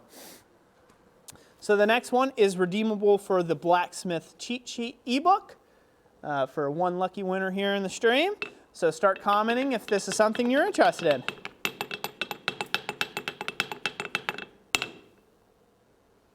All right, and the winner for this one is Dragonstone Jim and Ironworks Crawford, who says, "Me." Hey, Mr. Crawford, congratulations, sir. You get the Blacksmith Cheat Sheet gift certificate there. Congratulations. Thank you for being here. Appreciate it. You know the drill. Get a hold of us, my friend. All right, and let's go ahead and give away a few sticker bundles, huh? A couple sticker bundles. What do you think? And then I think we're going to call it a day. What do you think? Yeah, we're coming up on 7. We're coming on 7 o'clock? Man, I was quick. I picked a quick project. I need to make it harder on myself next time, huh? Yeah. So, all right, we're going to be giving some of these away. Thank you, Dana Maggiore, for providing us with these great stickers. So this way we can actually give things away. But you'll be getting kind of like a booklet of 3 or 4 of these stickers in the sticker pack or sticker bundle. We also have these on our website available for sale as well if you don't want to wait on winning them at some point in a live stream. But there you are. There you have it. We're going to draw for it. Start commenting if you want some stickers.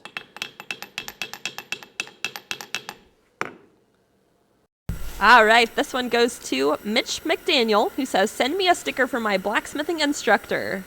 Hey, there you go, Mitch McDaniel. Congratulations. There you go. You get to win one of those, sir. We're going to put that away there. Just imagine stickers. Imagine them. I'm going to go set them down before I dirty them all up. All right. Let's go ahead and do another one. This time I'm just going to do a little finger tapping. All right. Finger tapping. Let's go ahead and give away some more stickers. And go. All right, the winner for this one is Bob Kemp, who says, my turn now. Yes, it is, Bob. Kim, congratulations. All right, and one more. Let's give away one more.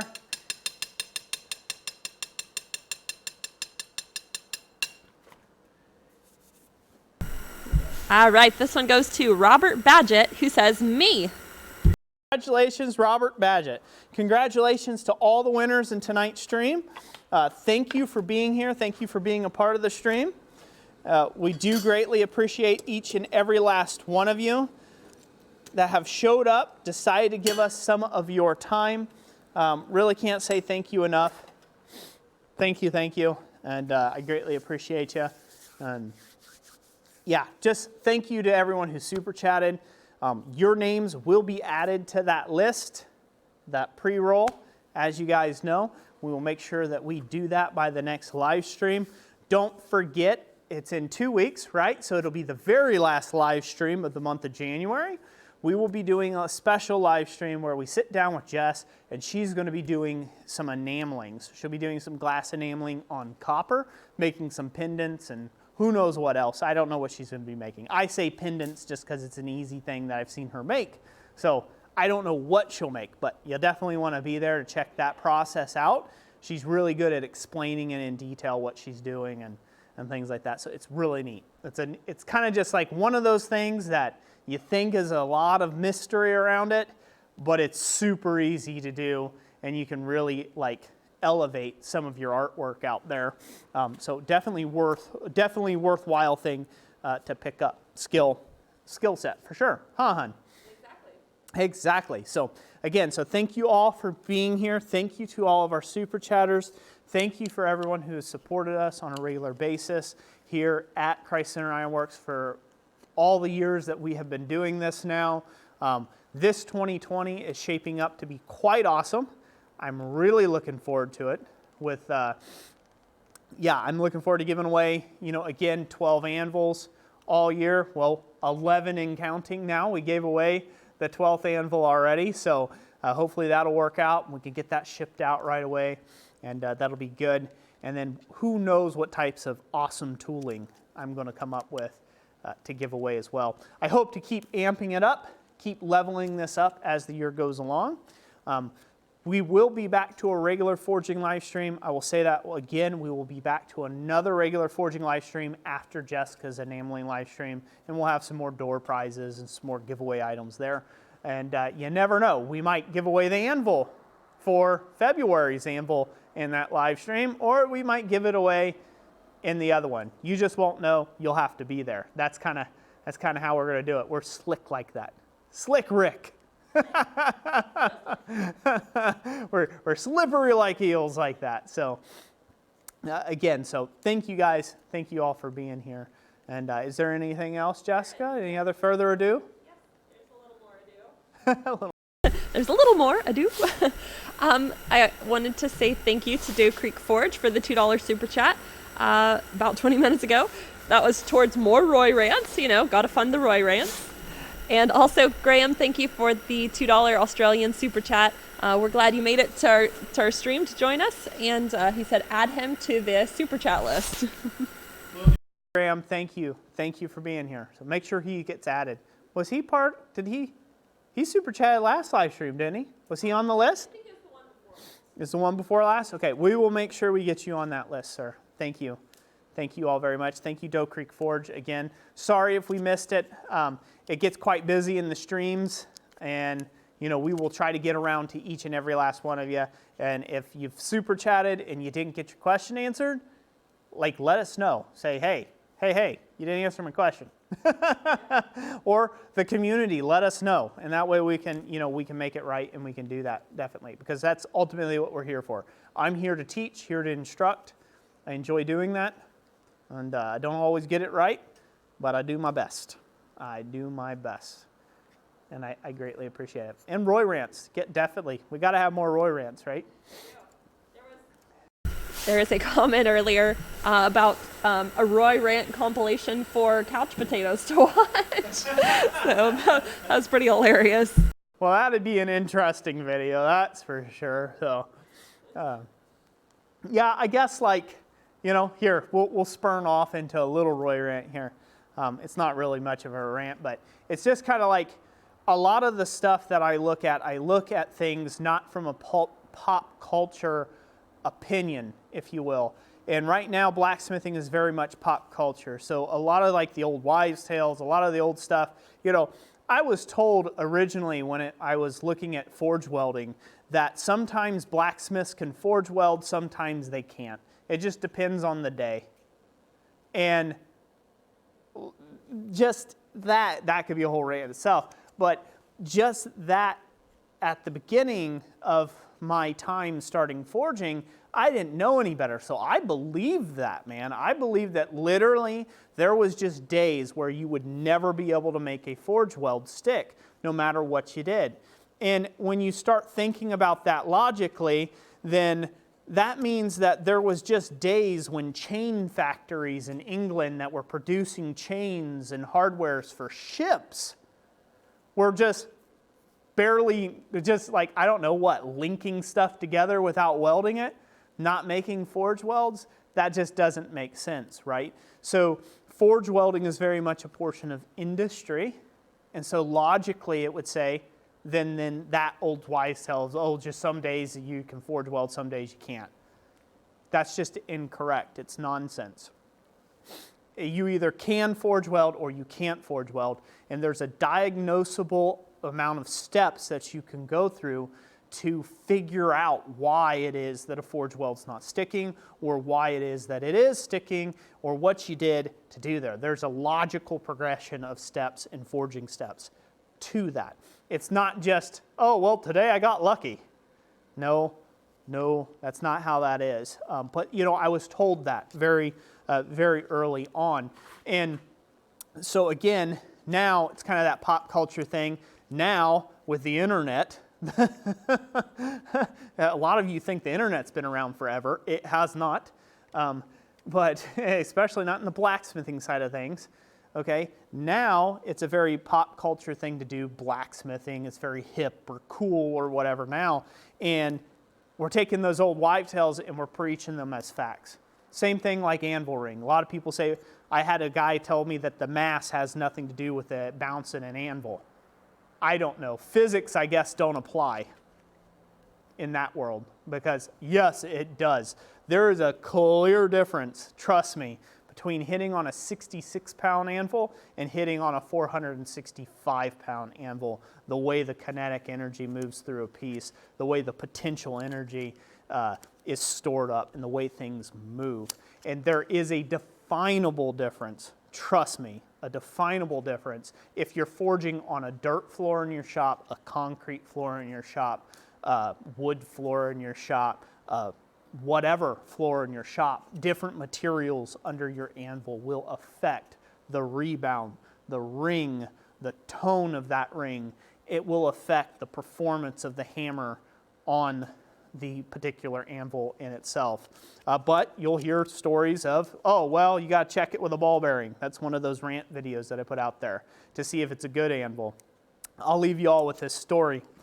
This is some of my thoughts. And these are where my Roy rants get put out there. It's me correcting thoughts that are just half-truths. So they might have some truth to them, but then I correct them with like, yeah, but that doesn't make sense to me. So prove me different. So you could take a lot of my Roy rants in that way as me just posing my own theory on things. But I was at a quad state once, and there was this Amish fella that was going around to all the anvils that were laid out behind people's trucks and laying out in the grass and on the dirt and on the side of the roadway. And he was going around, and he had a 1-inch ball bearing in his hand. And he was going around to each one of these anvils, and he was dropping that ball bearing on the anvil surface. And he'd drop on it. I just kind of noticed because he was at an anvil next to me. And he's dropping it, and he's like, no good. And he walks on. And he goes over to another anvil. And he drops a ball bearing. That one's no good. And he walks on to another anvil. And he did this for like 20 different anvils that were all in pristine condition. Like pristine. He didn't even attempt at any of the ugly anvils. But no, like all of these pristine anvils, he'd go around and he'd drop the ball bearing on there. Like, that's no good. Well, around the fairgrounds in Ohio, a lot of the dirt is a sandy clay mix. And so he wasn't getting this rebound, this remarkable rebound, as you might get if that anvil was sitting on a wooden stump or sitting on concrete or sitting on a steel, another steel object of some kind that's sitting on something hard that's on earth. And so he didn't get these results. And later on, and they weren't ringing. These anvils, they weren't ringing for him. They didn't make a ring sound, and he was checking it with the ball bearing, just bouncing along, and just saying these anvils were no good. I saw all those anvils get sold, and other guys just being happy as a lark. And I actually seen a few of them test them out themselves when they were sitting in a truck bed, and they all ring like a bell. So, again, it's kind of an old wives' tale. It's not the overreaching factor. And so when you put in that type thing, when you look at that and you compare that, use some logic there. Is a ball bearing test the only test you should do to see if an anvil's any good? What situation, what environment is it in? That's all going to play out as well. That's going to have an effect, a very big effect on the anvil. And I've probably yawned everybody. Jessica's over there quietly typing away. I don't know if she's deleting people or if like people are angry and shouty faces and fists or whatever. But yeah, so if you just sprinkle in just a little bit of logic, it's interesting that like what comes up, people pose things like, this is an absolute, it's this way. Well, in what conditions? Because there's always conditions. Same thing with hardening or tempering, heat treating stuff.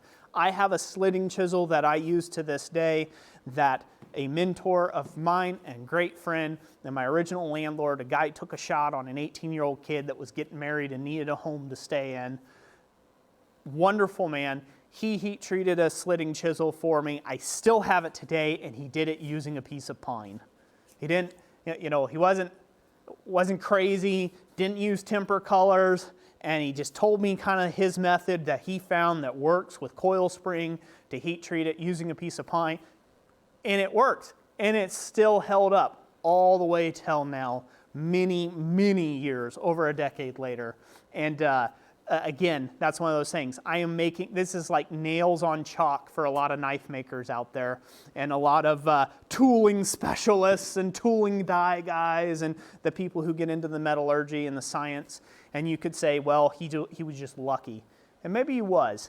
But I think a lot of the old timers, again, they knew kind of what materials they were working with. And that's what I got brought up in. I'm not a metallurgist. I've got data sheets. My grandpa was a metallurgist. My grandpa was a machinist. My other grandpa worked in coal mines in Kentucky and only had a 4th grade education. Both great men. Both great men. Did a lot of great things. you know, but again, it's kind of a practicality type thing. So I make a tool in my shop. I know the materials I'm working with. I know what I can get by with, what's allowable and what's unacceptable. And you can do the same in your own shop. You can do your own testing and, you know, go through those same processes, or you can contact somebody who really knows what they're doing when it comes to heat treating and heat treating specialists and have them walk you through the process. But most of your modern steels nowadays, unless you have like arc furnaces and you have big heat treating kilns and ovens and a lot of money to spend in, you know, molten salt baths and specific oil containers that heat things up at the correct temperatures and all this other stuff, and you follow it by the book, you're not going to have the same result in your little home shop, in your garage, in suburbia USA, or anywhere else around the world. You're really just taking and stabbing around in the dark. It just is. You're doing like every blacksmith has done for thousands of years. So congratulations, you're in good company. You're in good company.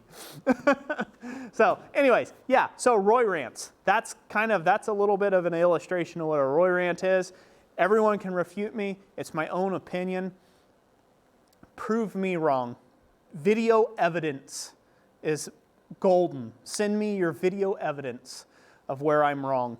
And hey, I'm a big man. I can admit where I'm wrong. Yeah, I can do that. So. Also, I was asked if you could heat treat one of these little small anvils. I want to throw that out there real quick.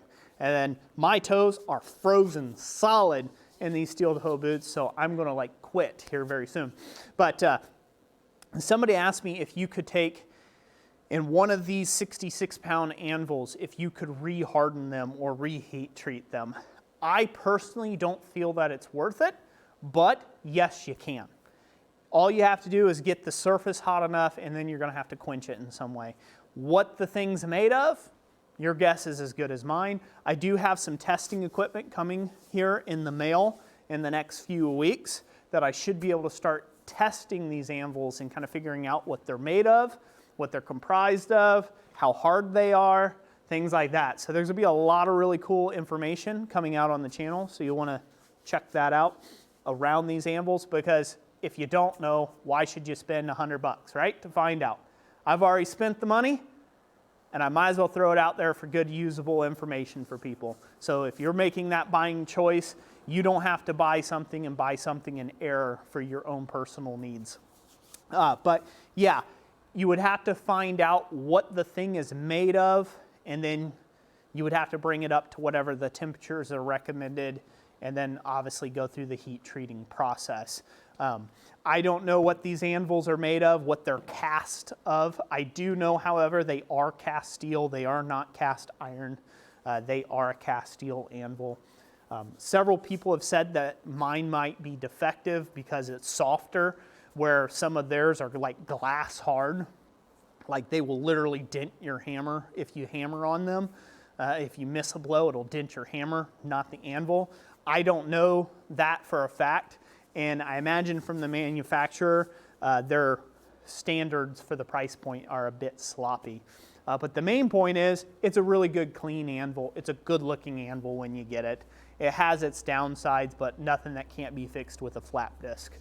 So a really great anvil. So I'm glad to be giving these away for the whole year of 2020. And that's going to be it, unless there's any comments or any questions I have to take before we leave. I think we're good. I'm going to call it a day. There a bunch of comments?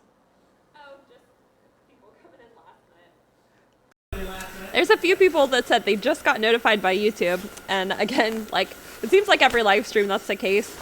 So again, go down in the description. There's a link. It also states the date and time. Yeah, I'm good. It's on me. And write yourself a reminder actually on your calendar or on your phone or something, so you're not relying on YouTube, just to be on the safe side. And that way you can make sure you get in here and join us on time, you know, because YouTube's a little sluggish with their notifications. So it's not just YouTube being sluggish with their notifications. I'll let you all know how this works, okay? So every time you post a video, every time you go live, all right, YouTube does not send the notification to all of your subscription. Otherwise, our live streams would be epic, right? Because there's like nearly 52,000 subscribers, right, on the channel, which is amazing, by the way. But they don't send out the notifications. What they do is they send out the notifications to the people who have clicked the little bell icon, and they select enable all notifications. That means you want everything I post. If I post a video of me picking my boogers, man, you just love it. You know what I mean? You just click on that video as soon as it goes. They post the videos or the lives, they send it to those people first. Next, they'll send it to the people who said, I want personalized notifications. Well, they do that in stages. If you click the bell, and it'll have a little window on it, and it'll say, oh, I want personalized notifications. And so that means if you're like, I don't really care what Roy's doing today, I'm going to go watch somebody else on YouTube. They will personalize the notifications to you. That means they'll send you less notifications about our content. So it's very much on you. Set yourself a reminder. We have the live streams every other Friday, without fail for the most part. And if it's not, we have it written out in detail when the next live stream will be. We're not that hard to find on the internet. And it's from 5 p.m. Eastern Standard Time to 7 p.m. Eastern Standard Time. And sometimes we run longer, sometimes we run a little bit shorter, depending on what we're doing. But that's the key. Set yourself your own reminders. Or click the bell for notifications and select all notifications. And YouTube will send you the second we go live. But otherwise, they don't. And so the more people who click the notifications, they're like, hey, these people are kind of popular. Hey, this is kind of popping off. I guess we'll let more of their subscribership know that they're live. And then when those subscribership says, I don't care whether Roy's live, and they walk on, they do something else, that hurts the reach of the video getting out there to you, who's just joining us. So congratulations. You can thank them for that. Thank yourself. But yeah, that's kind of how YouTube works in a nutshell. So it kind of sucks, but it's what we deal with. Yep. You would think it would be just as simple as like, hey, I would like to know when this guy goes live. Sure, notify me when he goes live. And YouTube still can't do their job when it comes to that. So they still can't do that. So anyways, so that's the way it works. Definitely set your reminder, write you on your calendar. 2 weeks, right, from today, we'll be having another live stream. Correct. Right? Correct. 2 weeks from today, we will be having another live stream on a Friday night at 7 p.m. All right, quick comment. Quick comment. Before you say your final farewells. All right, before Roy says his final farewells, I just wanted to say, Jacob Guernes, thank you for the $1.99 super chat. We really appreciate that. And also Jeremy Harrison, thank you for the $10 super chat and says thank you again. Thank you. Thank you very much. We do greatly appreciate y'all. Thank you for the super chats. Super appreciated. So, all right, we're going to let you all go. Enjoy your Friday evening with whatever else you get up to. Thank you for joining us here in the 8 degrees north of northern Michigan. Jessica and we're going to go get inside and get warm and get dinner. Huh. Yeah, finally get dinner on the go, which I'm looking forward to, if you couldn't tell. And yeah, until next time, like I said, check us out. Watch the videos upcoming. There'll be a whole slew. Like I said, it's the year of the Anvil, the year of greatness, and we really can't say thank you enough for everyone who's joined us. So that's it. God bless y'all. We'll catch you on the next one. Bye-bye.